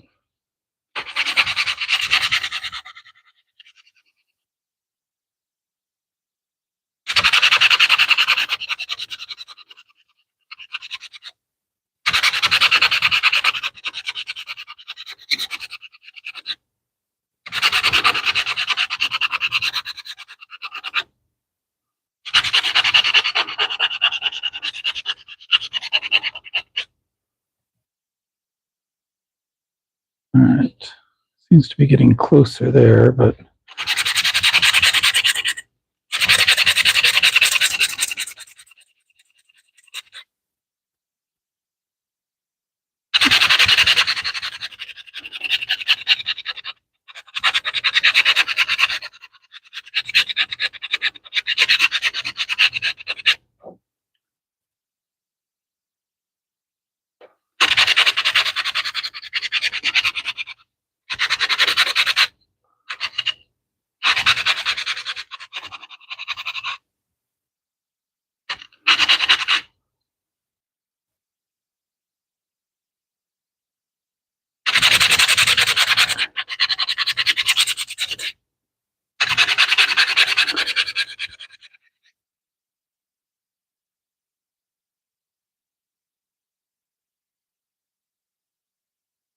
all right. It seems to be getting a little better. And maybe that's just because I'm losing patience with sanding.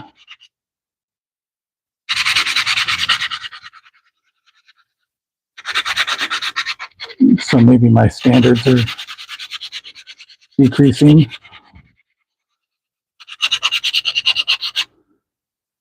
Or maybe it's just looking a little better. Who knows?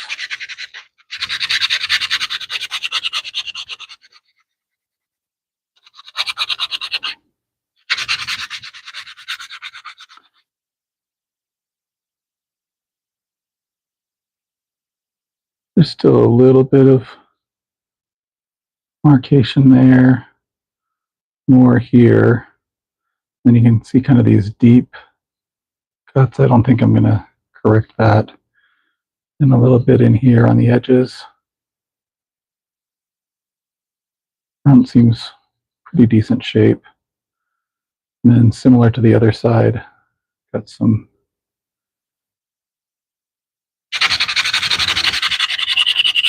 deeper marks there.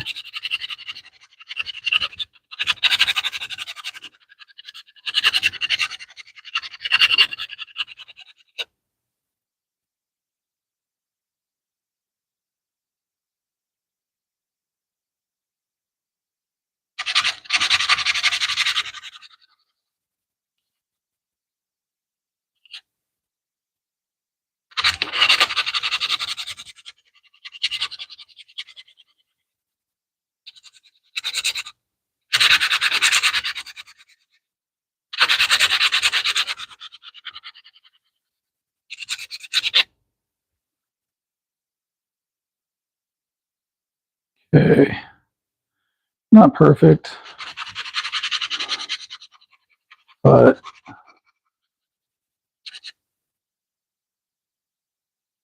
it's better. So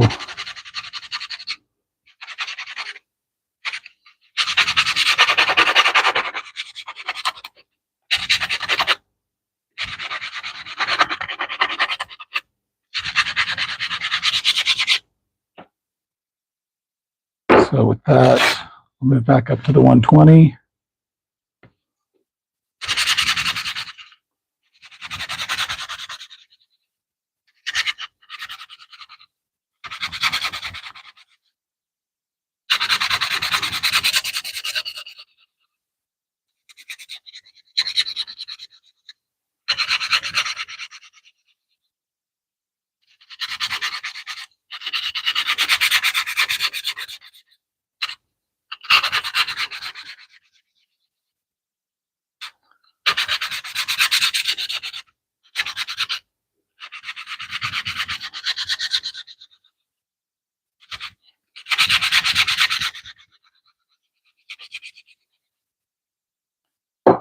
And then back to the 180.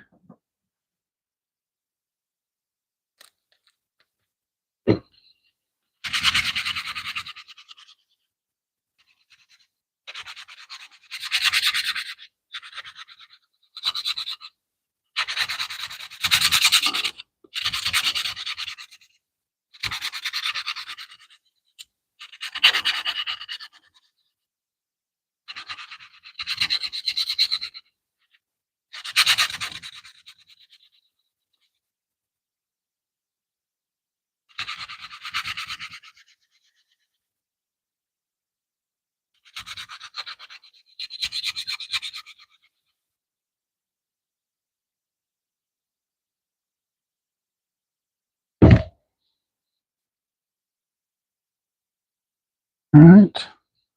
And that's feeling pretty smooth. Trying to get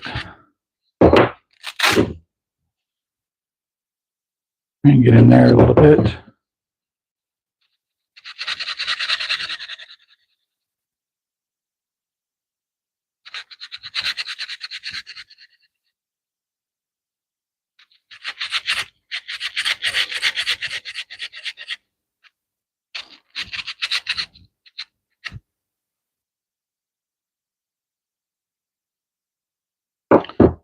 Okay, 80.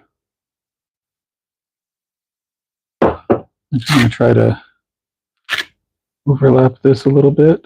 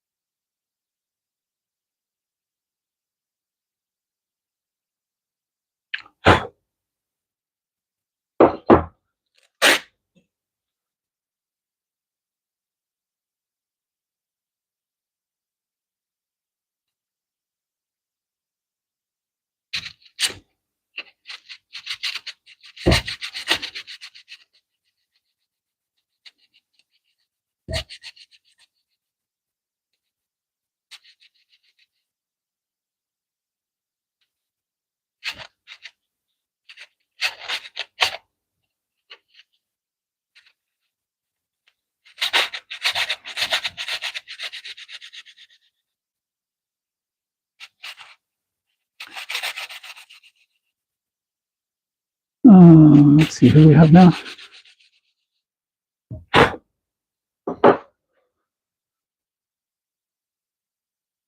Marsha, hey, thanks for joining us.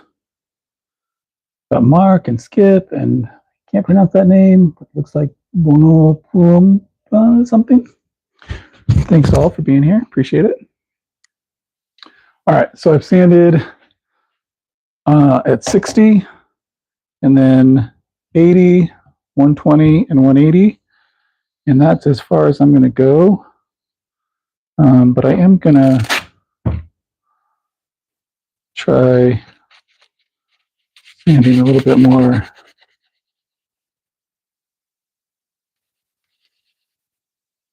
Like that.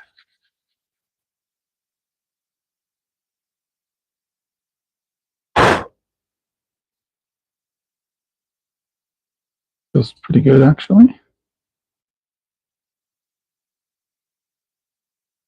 All right.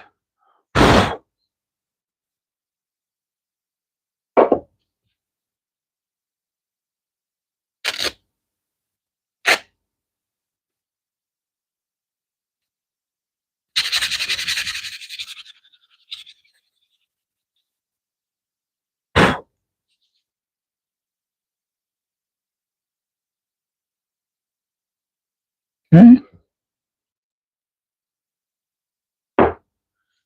And if I find my little sample to approximate the size of the cell phone,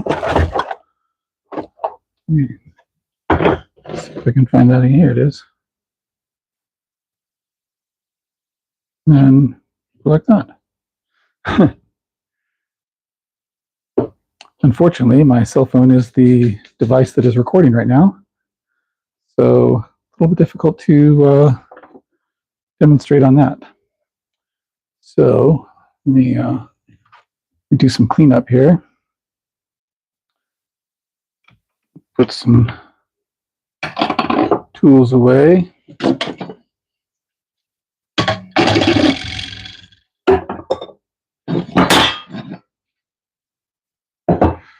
And get out the vacuum.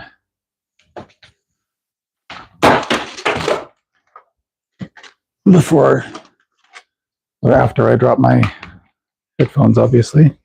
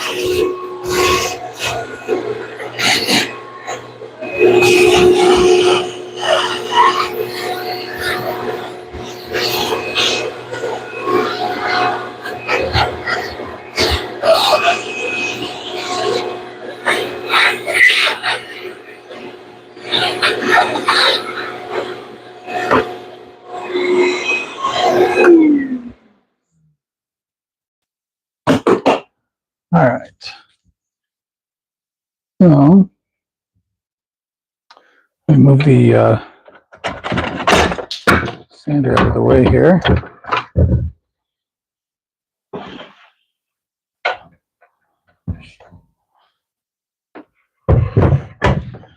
Guess I probably should have connected this front piece to it first, but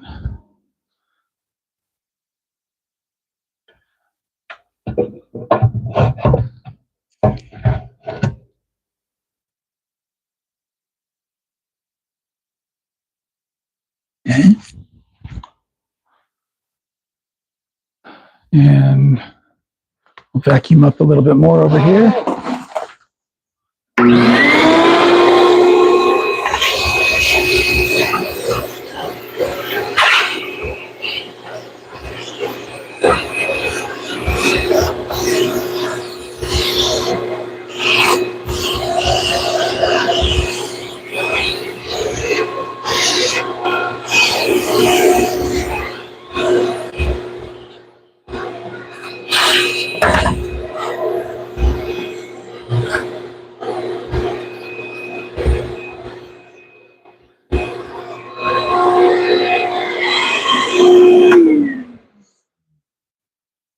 And the dust collection on that belt sander did actually a bit better than I was expecting. Still left a lot of dust everywhere, but I just wasn't expecting to do much at all. So let's do a little bit of finish on here. Start with shellac.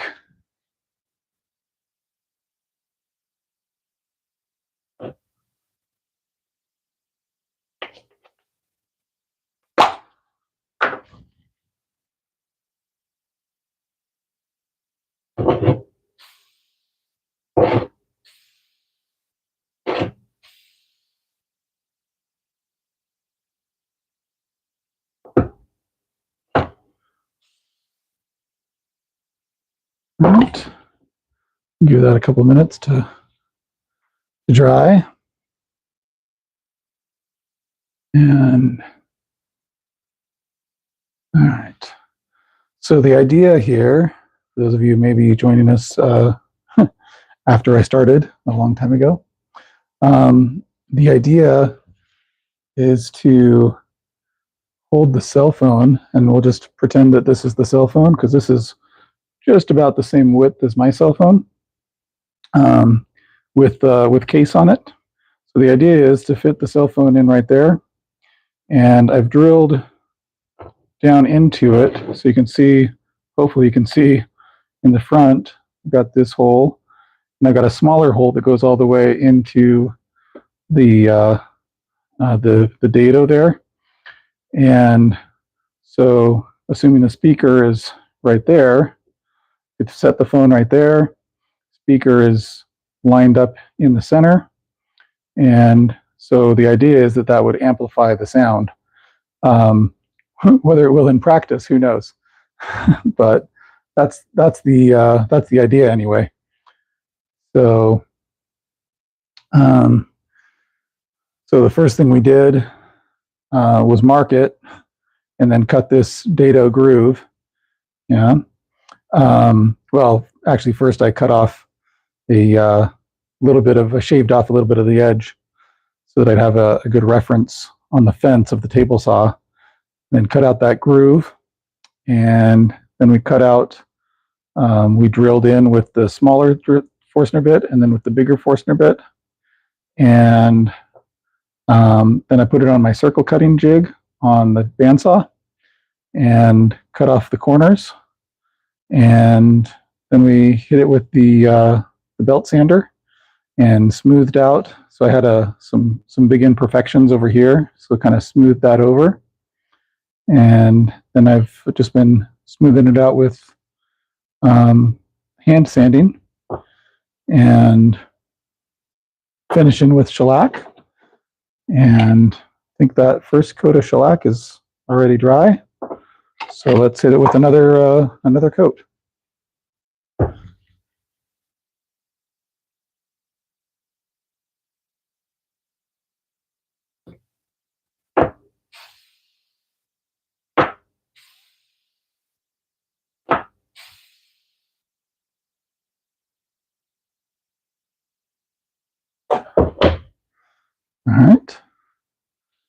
Now I'm actually going to prop this guy up on that. So we've got a little bit of airflow down below, so it doesn't just adhere to the bottom. So the bottom doesn't just adhere to the workbench as the shellac dries. Let's see. Narshi Patel, thanks for joining us. Yeah, and everyone in the chat, if you haven't joined us before, or even if you have, feel free to jump into the chat. Tell us where you're watching from, what time it is where you are.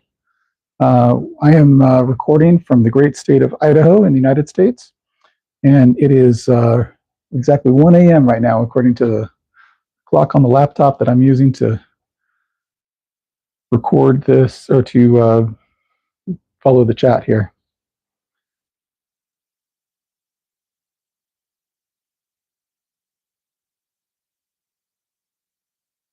So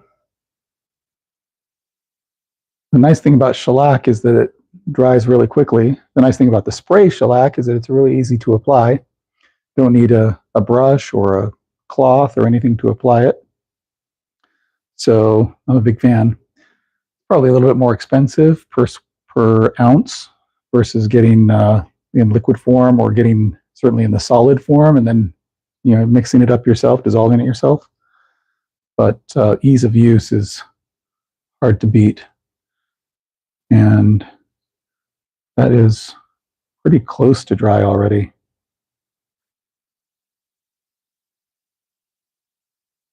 So, for most finishes, it takes quite a bit longer to be able to go from coat to coat. So, one of the things that I love about the shellac. Also with shellac, my understanding is you can put it, basically under any other finish. So, Mike, oh, you lost me. Is the belt sander fixed? I don't know. We got it to work. Bug poo, so spray is basically bug farts. Yeah. It's maybe I just really like the smell of farts, of bug farts, but it works really well as far as ease of application and drying time. So those are the main reasons that I use it a lot. And then even if it hasn't completely dried on one coat, you can you can spray it on the next coat, and it dissolves into each layer. So still use thin layers and thin coats, but yeah, that's pretty much dry. So I think I'm going to do a final coat here of lacquer rather than shellac. Yeah, made from bug poo. Yeah, I don't care what it's made from, man. It works. So fine by me. Bug poo, cow poo, whatever. So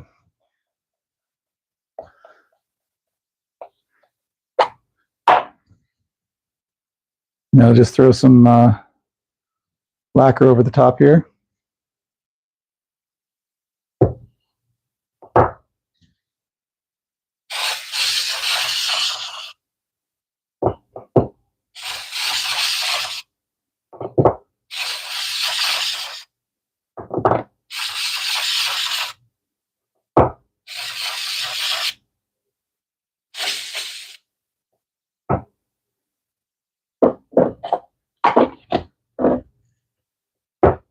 And try to prop it up again to give it a little bit of airflow. And I'm going to open up the door because the lacquer is not quite as nice on breathing. Shellac's probably not the greatest to breathe, but Yeah, on the warning label on the shellac says danger, extremely flammable, liquid and vapor. Vapors may cause flash fire, contents under pressure, eye irritant. But the lacquer, it's got some noxious fumes in it, so vapor harmful. Use with adequate ventilation. Avoid continuous breathing of vapor and spray mist. So kind of over here, breathing in the fresh air. It's been raining. In fact, I think it still is raining. You know, there's water draining out of the gutters. So if you want to see outside of the shop here, give you a quick view into the darkness. You can see, the dying corn stalks over there, and the wet pavement, and then over yonder are some garden boxes that not much is growing over there anymore. And then back over in that corner, that's not very visible, is where the willow tree used to be that I cut down. Did that on a few lives and burned out the stump where the willow tree had been. And then I've got some of the willow right here. I'm going to use that stuff for charcuterie boards or something, maybe cutting boards, charcuterie boards, whatever. Then I've got a bunch of other willow pieces that I'm intending to turn on the lathe once I get the lathe up and running. So if you're up into lathe work, I'll be doing some of that at some point in the future.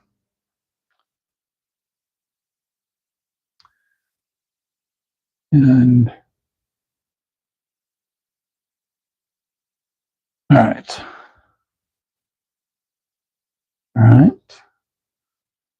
For our lacquer, that first coat is also close to dry. Yeah, lacquer also fast drying, like the shellac, and similar to the shellac, the lacquer will dissolve into itself. So I'm going to go ahead with one more coat of the lacquer.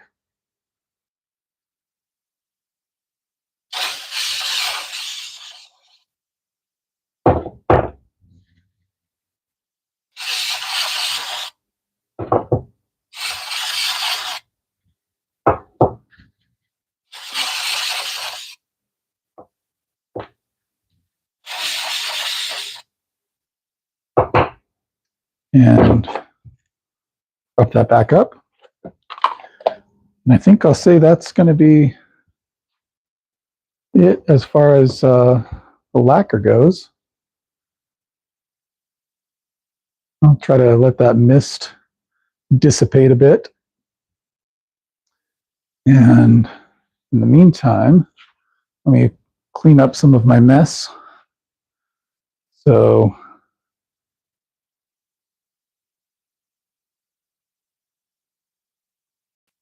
I've got my circle cutting jig that I need to put away.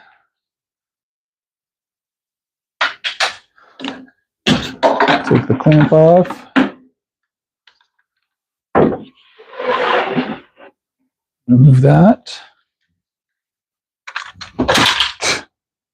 And drop the clamp. And usually store that back here. Got a bunch of oak boards over here that I processed on a prior live video. Made a heart-shaped cutting board with it. I'm still editing the video on that. And all right, move the bandsaw back in the corner over here. And move my table saw. Actually, let me lower the blade. So much quieter on the blade than it was when I first started today because of my having lubricated it earlier. And we'll wind this guy up.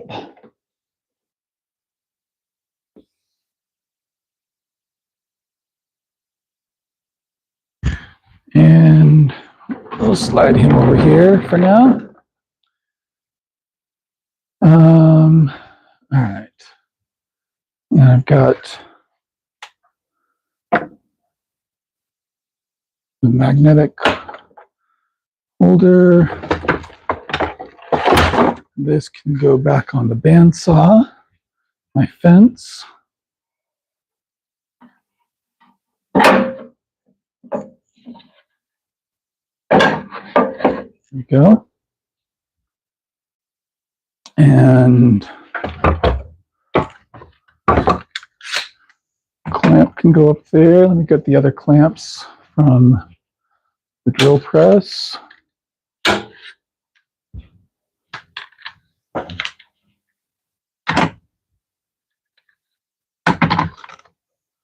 And the vise from the drill press.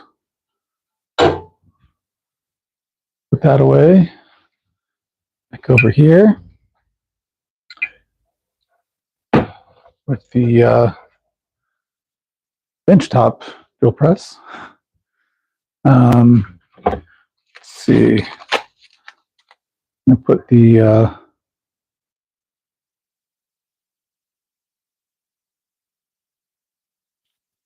these guys go with the circle cutting jig. So I'll just kind of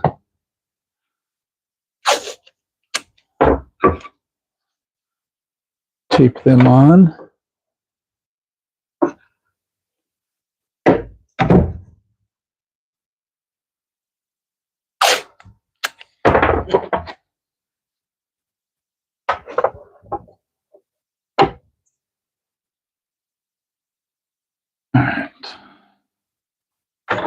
The light goes back there.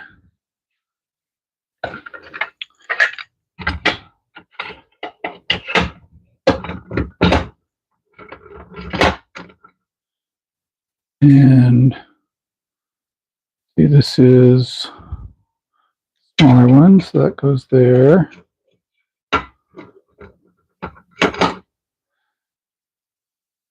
Your earth magnet. Wrench. Ruler. This wrench I keep over here with the router table so that I can adjust that easily. It's garbage.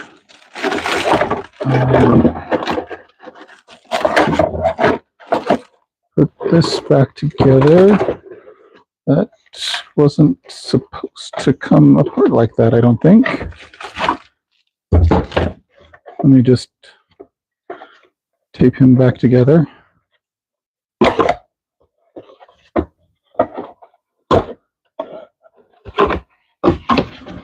Possible. There we go. Oh, I think you should go like that. There we go.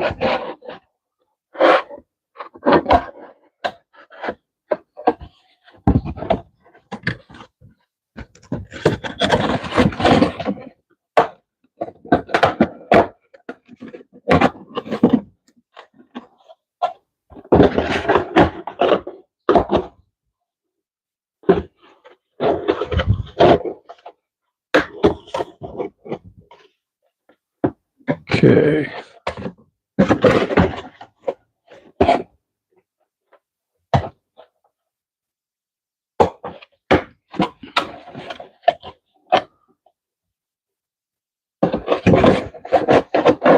That doesn't feel like it wants to hold.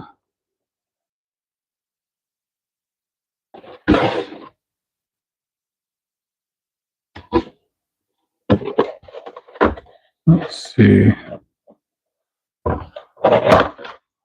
Does that need to be on that side? No. Looks like that needs to be like that. That that needs to be like that. And that seems like it should be better. And then that right there. And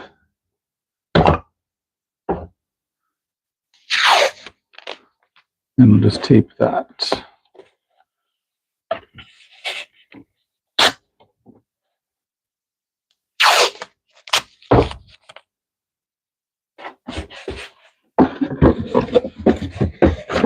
There we go. And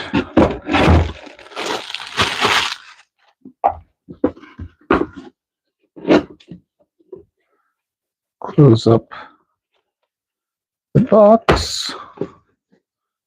And that goes on top of the sanding supplies down there. Get all this garbage. Oh, that's not garbage.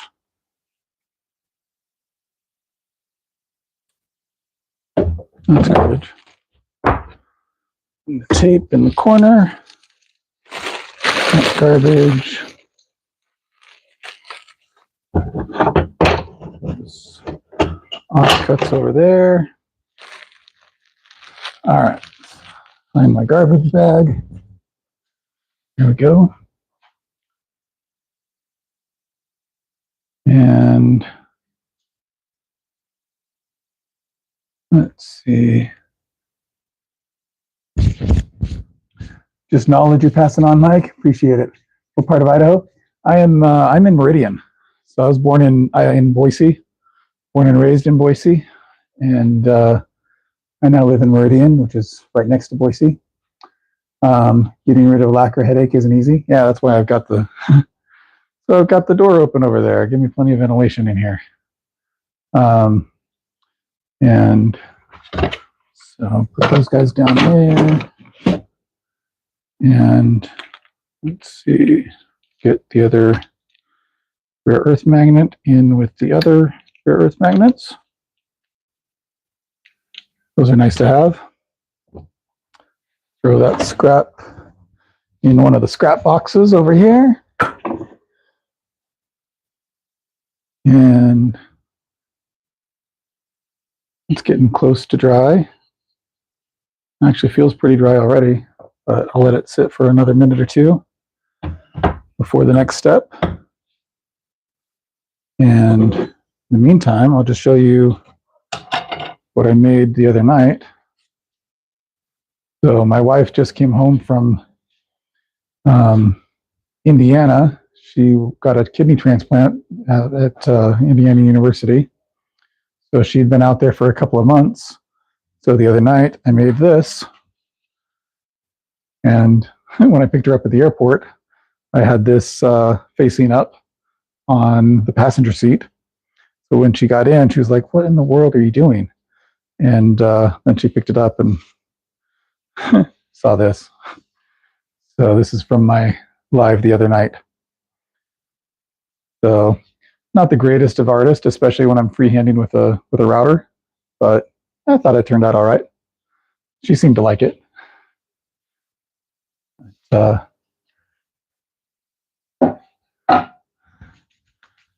right. Let's pick this guy up. All right. Yeah, that seems dry enough. So now I'm just going to hit it with some steel wool.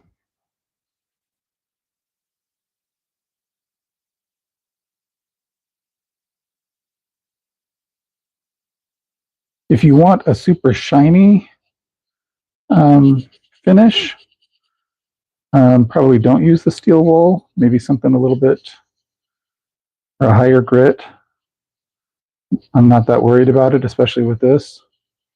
And this just kind of knocks off the imperfections of the top layer and smooths it out a bit. So it just makes it nicer to the touch.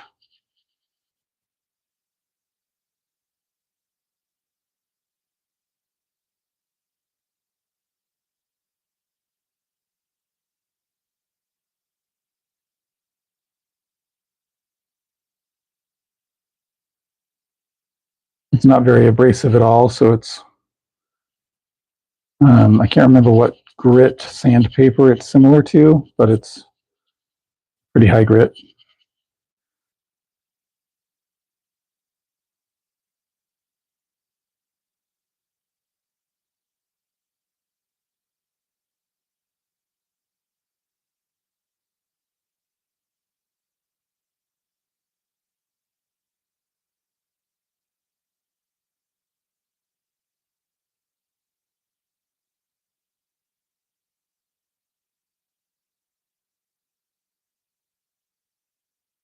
And I just kind of go until it's pretty smooth.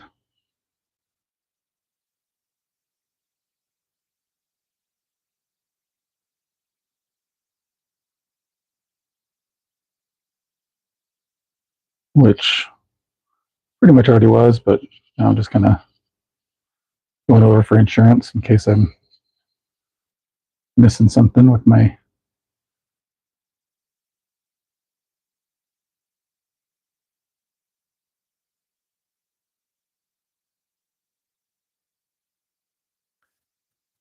Now it does leave a fair amount of residue. I don't know if you can see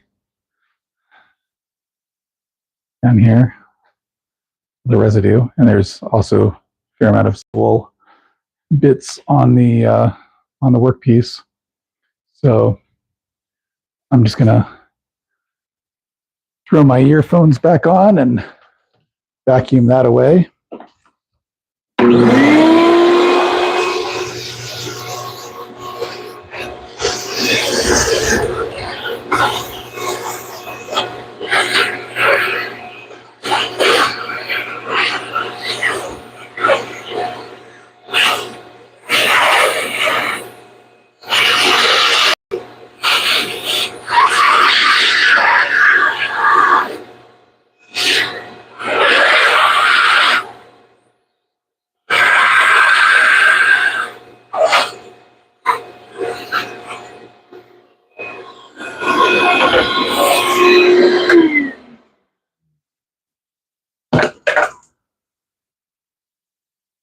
All right.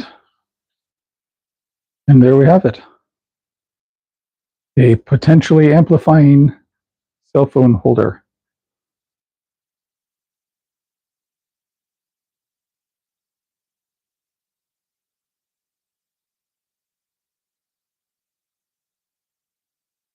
And some imperfections there. And definitely on the other side too, right over here. But you know what? It's scrap 2x4. So it wasn't going to be without imperfections. And the hole was already there in the center.